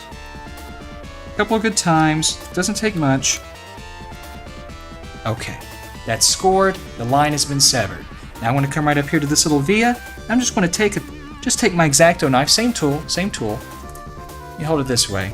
And I'm just going to sort of clean this out to remove solder mask, so we can solder directly to this via, which is ultimately what I want to do. I want to solder to the via. Nice and easy. Or if you have a fiberglass pen, works just as well. Come right in here with your fiberglass pen and just sort of knock that solder resist off, just like that, and you see that it got really shiny really fast. Okay, that's been prepped up and ready to go. Let's solder those things into position. Let's see, where are we? That's a good question. I've been asking myself that for 13 goddamn. Yeah, can I use a Sega RGB bypass audio? No, you can't. Sorry, Roberto, you can't. Can't. Totally different design. Totally different design. Totally different video characteristics. Thank you for your super chat. I wish I could help you more, but you can't do it. It can't be done. I'm just trying to get this. You know, it's really difficult to get good angles. But I'm going to try to work with that. So let's go ahead and tin this up. Okay.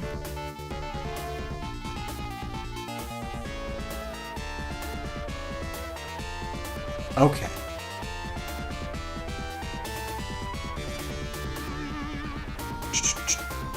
Let's see, what are we doing? What are we doing? What are we doing? There we go. And that little via that we did, we'll be looking at that in just a second.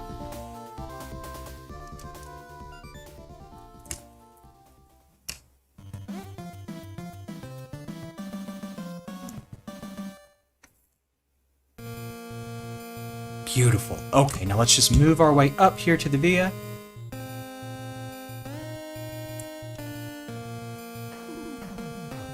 Rotate this around. Insert this. I hope this is going to be long enough. That's what she said. I think it is, but watch. I'm going to insert the conductor into the via just like this. And I'm just going to spot it in. Just like that. That's all it takes. That's all it takes. Beautifully done. Now, what I want to do to make sure all of our wires clear is I'm going to put our case. I'm going to do this off camera just a bit. I'm going to zoom out so you guys can see this on the overhead. But I'm going to put this all back into place. Just like this. Doing this way out. Way out. Okay. I'm going to come right into here. I don't know if that's going to be long enough. Let me see. I'm going to make sure everything fits appropriately into place. I think it will be. I think it will be just long enough. Here's a reset in and out.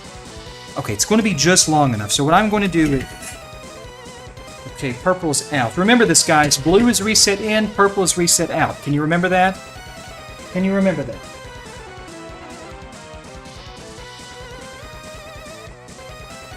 Can you guys remember that?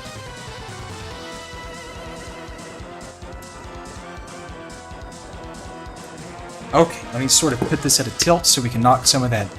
We can knock some of that shine off. Now that's pretty good. Now, is blue... Okay, what is reset in and what is reset out? Which is which?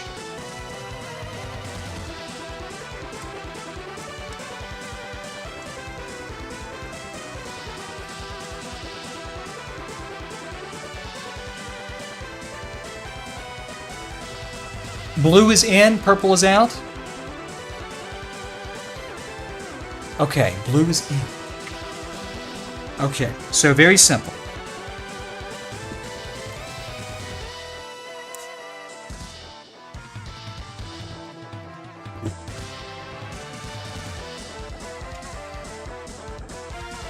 Just want to measure it, cut it to length. Kind of like marriage, you know? Same thing. Same thing.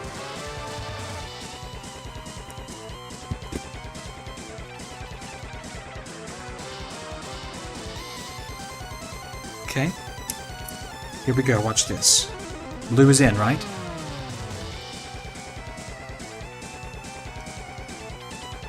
Beautiful. Beautifully done. Okay, let's do reset out. Just fold this baby right over like that. Okay, gives us a pretty good idea of where we need to go in life.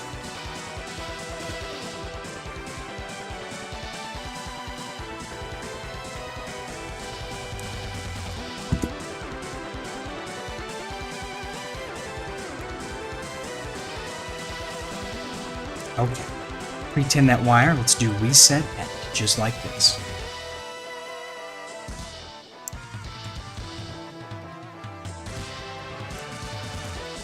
Okay, now we got to do clock, latch, and data signals.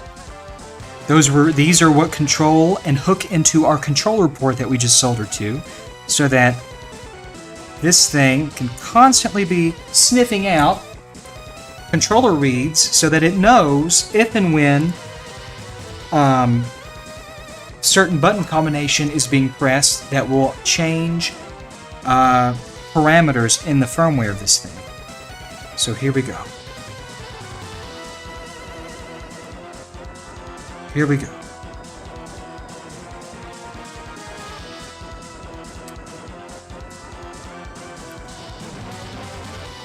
Okay, that looks pretty good. Looks like a pretty good length.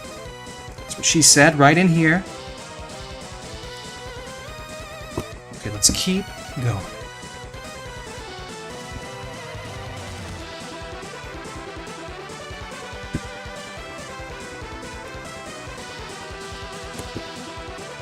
Oops, wire came out a little bit. Okay, here we go. Here is data line. Right here, watch this. Let me sort of zoom. Let me center this up. Here we go. Ready? 1, 2, 3. Just like that. Beautiful juices all over. Okay, now we got to do latch, which is our gray conductor here.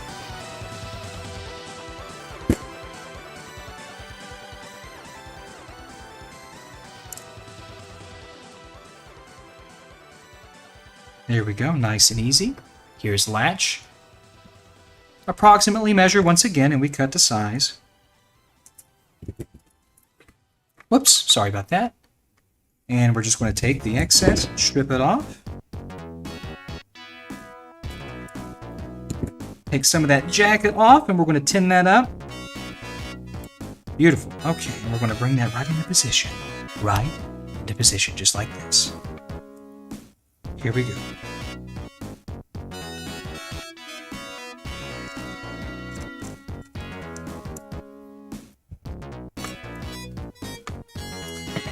I'm so goddamn hard right now, I can't even talk.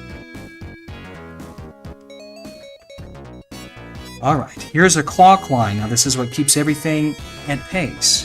Very important.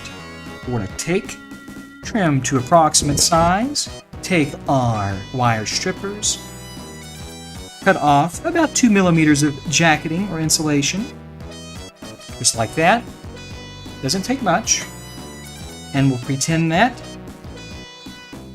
And then we're going to put it in position just like this. And watch this, we're just going to make contact.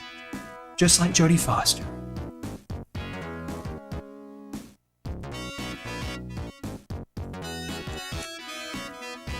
Just like that. All set. All done. All right. Okay, let's just sort of take an examinatory approach. And let's zoom in and let's really look at the soldering. I have to be honest with you, I think that looks fantastic. Nothing to do here.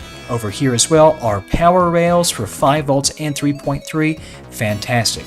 Our jumper is set. Our big capacitor here, this is so that we don't have to remove the capacitor that's on AV Famicoms and top loaders and twin Famicoms. This is responsible for sort of supplementing and replacing that. If we were to install this new board, this is the new NESRGB IGR, and you know it's the new one because it has this large 1206 capacitor. If you have this capacitor and you're installing this on a front loader, you have to remove this capacitor. That's all you got to do. At any rate, the NESRGB IGR. A couple more things we got to do to the NESRGB board, and we're ready to get down to business. I'm going to come over here, and if you remember, we did expansion audio 20 years ago. Expansion audio lives right here in this via.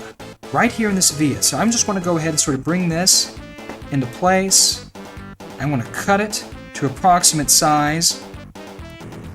Strip this off. A little bit off camera, guys. Sorry about this, but I'm going to strip some of that material off and tin it up.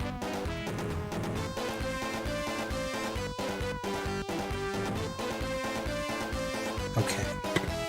Our via is in place. I'm going to go ahead just to help it along. I'm going to put a little flux on there. I'm going to bend this at a 90, and if I can, I might have to come off camera a little bit. I'm going to come right in there. There we go. Okay, can you see? Hold on, are we in frame? There we are. As you can see, our conductor's in place. I'm going to try to be ambidextrous here. I'm going to use my left hand. Been using it for a lot of things lately. Okay, I'm going to take that, and I'm going to see if I just can't contact this. Solder it in place just like that. And you know what? I did a fine job. Now, J5's got to be shorted. This is for NTSC encoding. This is not a PAL system. And as well as J3. That has to be shorted too. So that will provide power and distribute power from the NES to the NESRGB kit, and that's very necessary, obviously. Now, there's only one bit of soldering left to do. Well, actually, there's two little bits. The first bit here is we're going to install our QSB. Now, I'm going to turn this way so this is fairly visible. And the QSB is going to live in here just like so. Just like so. That's all it is, okay? Now, I'm going to sort of come out just a little bit. Whoa, that's pretty good right there. That's pretty good.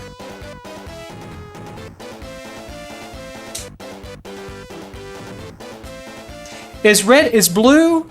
You son of a bitch. If I find out you lied to me.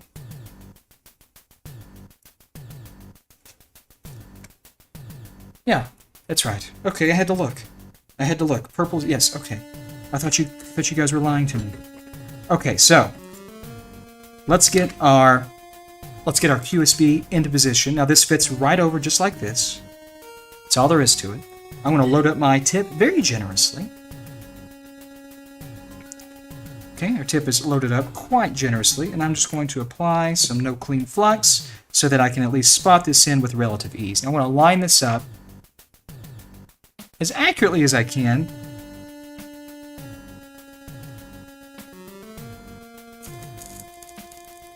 I'm just going to tack it in, just like that.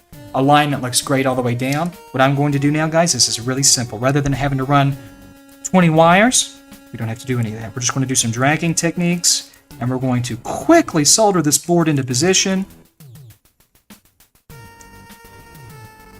Like so. Okay, let's run down the line.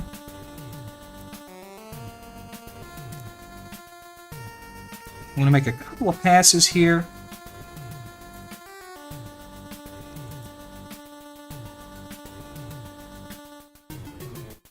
I'm going to come off of it just like that, and I'm just going to do some touch-ups. I want to fill these vias too, because I always like to fill these vias.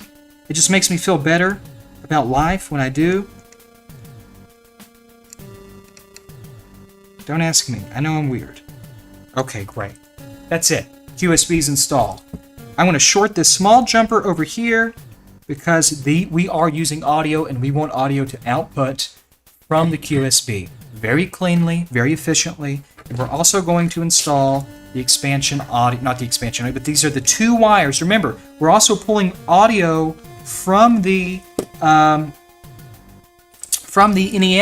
CPU, the APU actually. So we're going to have to install this right here. No problem. I'm just going to bring this out, and I'm going to cut this to approximate size 2. I'm going to cut it to about right here. Give me a little room to mess with. That's fine. Take my strippers. I wish I had a few. And I'm just going to strip this off. About 4 millimeters, I'd say. A generous helping of stripping. I'm just going to tin this up. Okay. Little dirty tinning here, but that's all right. Perfect. No problems. I want to make sure that I have this correct. Let's see. Now, this customer wants to use the stock pallets. He has no problem with that. He likes the stock ones, so we're going to leave those alone. We're not going to be programming those. I'm just going to make sure I have this set correctly. Yes, I do. Okay, so here we go. We're going to go ahead and install this appropriately here. So we're going to do our audio lines. So we don't have to do anything else. We connect them right here. Okay, there's A. And here, whoops, here is B. I want to add just a little flex on that because that's not the cleanest joint in the world.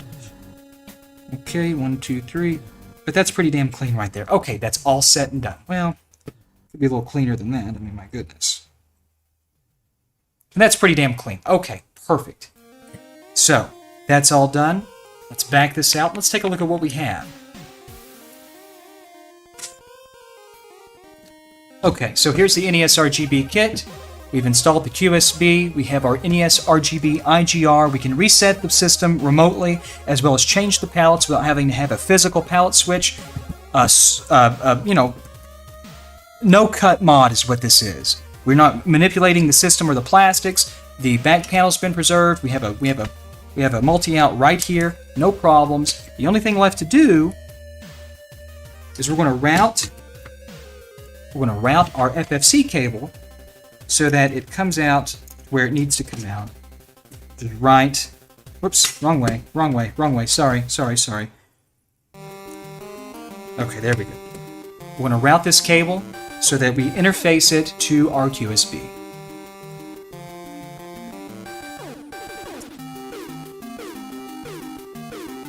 Just like this.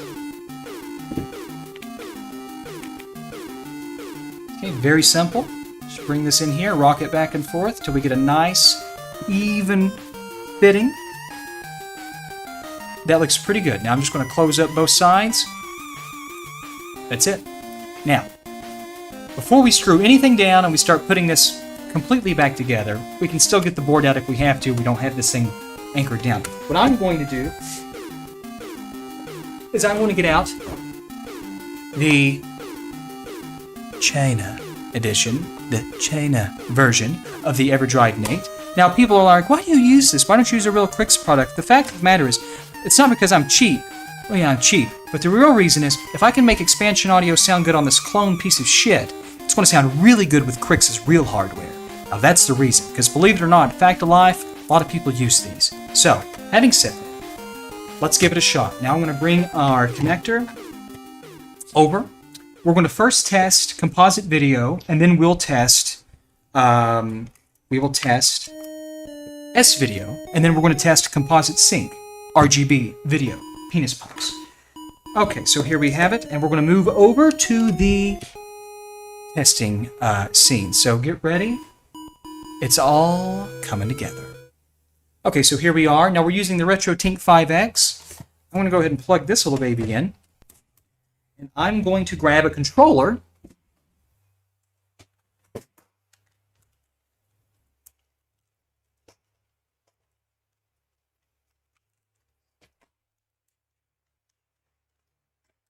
Plug the controller in. Okay. Let's see what we got.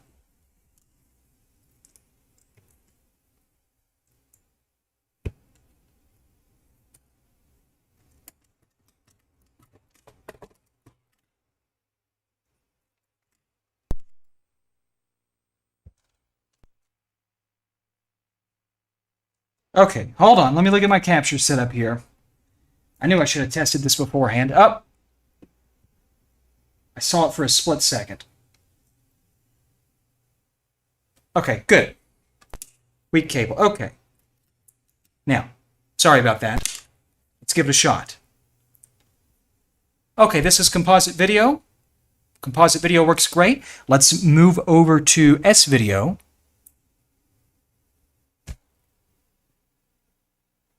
Oh, wait a minute.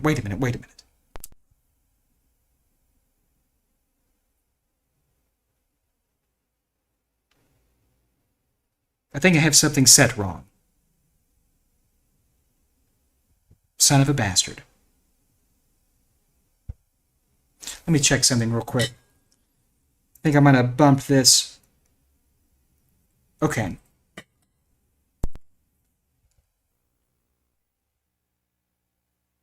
Nope. Oh, it's my controller. Sorry about this, guys. Hold on a second.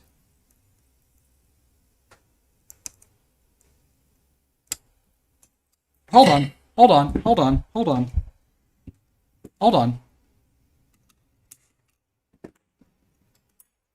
There. Okay, sorry about that. Now, okay. This is S-Video. S-Video is working, and let's go ahead and test expansion audio. Now, you tell me if it's working.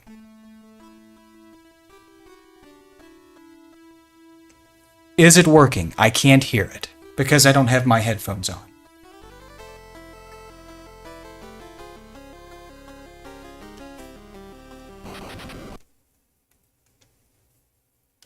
I love this game. Good Lord have mercy, do I love this game.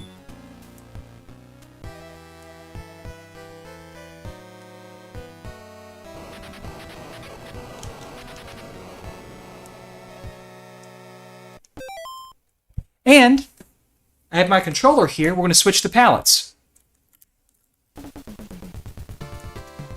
See? We can change the palettes with the controller. No switch necessary. I think Play Choice 10 looks really good for this game. And we can also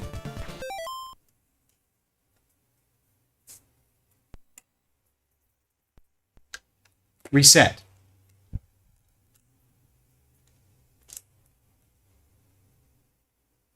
Oh, wrong thing. But at any rate, yeah, it's going to be low. Sorry about that. Okay, so let's go ahead and let's test. We need to test composite sync RGB output. So I'm going to remove that.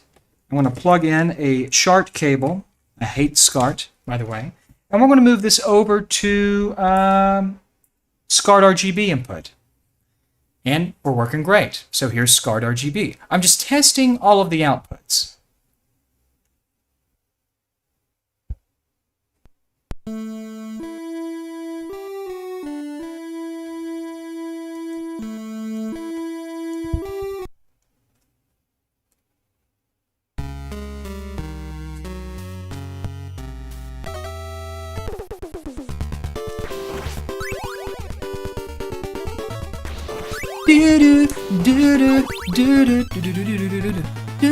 I like... Which one do I like? I like that one. I do. I like that one. You know, and the fact of the matter is, the SCART audio really might sound better because it's a shielded cable, and so it may sound actually much better than the $2 AliExpress S-Video and composite cable that I used to test.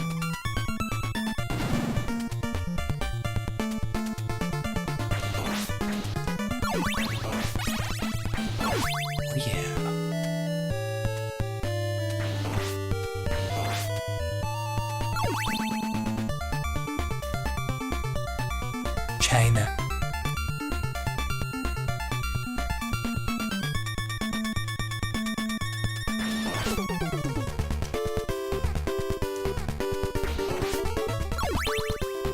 Love this game.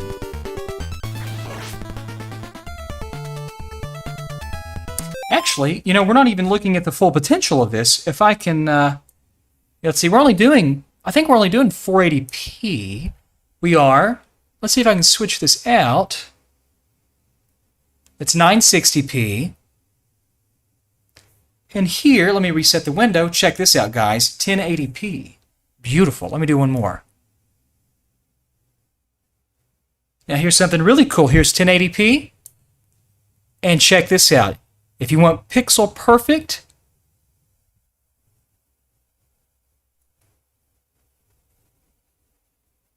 there you go. You've got pixel emulator style perfection, sampling perfectly in unison with the pixel clock of the NES. Look at that shit. That's the power of the RetroTink 5X. It's amazing. Look how good this looks.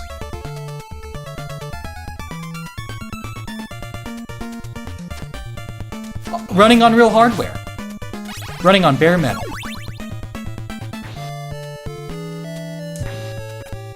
I think,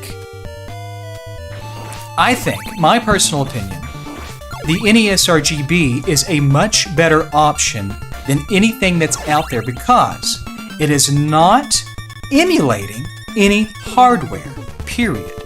It is literally using what the NES generates on its own, and it's massaging it to an RGB output. It looks amazing.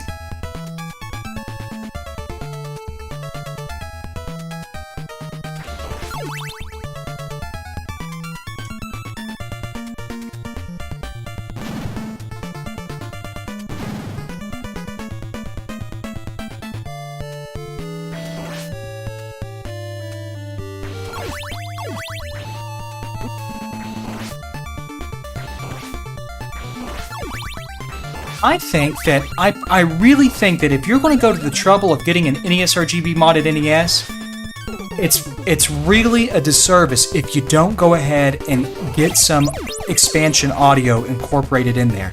Because if you don't, it's like owning a guitar without owning a guitar pick. It doesn't make a lot of sense to me. That's just my opinion. Oh man, I got him.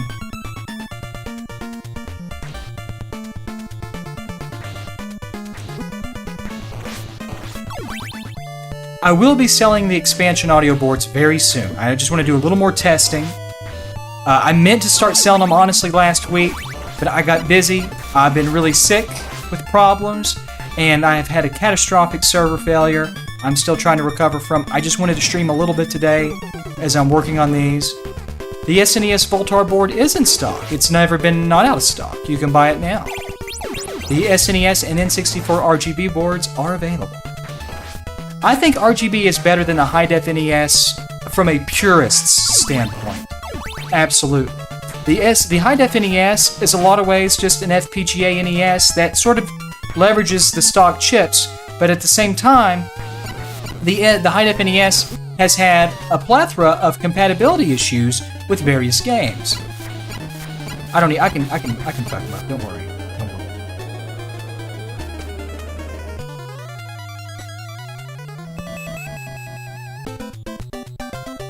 I mean, you know,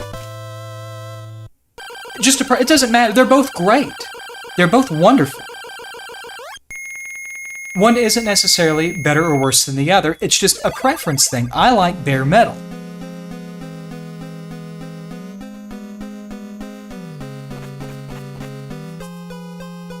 And who could not love this soundtrack? Who could not love this tune right here? Jeez, it's amazing. It's amazing.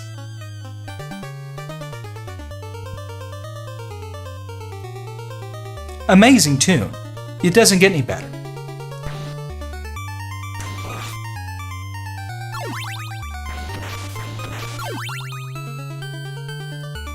Anywho, guys, I think that pretty much does it. I think we have pretty much went over everything that we can really go over today with this install. I'm going to button it up. I'm going to put it back together, put it on the test bench. I've got several more NESRGBs to do today and tomorrow and the next day. I'm getting emails out. I'm trying to respond to them. The server's back up for now. I'm moving and migrating it over to a different provider. I'm doing the best I can now that I'm vertical and I'm healthy. And we're doing good. Let's get this stuff out. Let's do it sexual. Let's do it sexually. At any rate, guys, I hope everyone had a good time. I hope everybody learned something on this stream. I hope that this was beneficial to everybody. And I hope that you guys really take something from this stuff. Was it a decent stream? Was it crappy? I want to know the truth. Tell me the truth.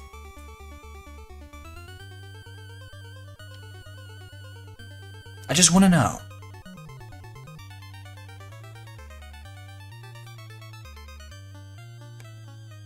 Good.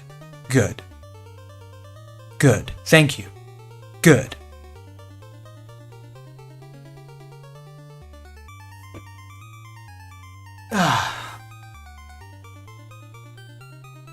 Thank you so much. Guys, thank you so much. Thank you to my supporters. Thank you to my super chatters. Thank you to all my subscribers on Twitch and my donators. It helps me. It helps me so much. I love it. Thank you. God bless. I don't know what else to say. Thank you. Let's keep doing this and let's get back into a good routine. And it's good to be back. We'll catch you next time.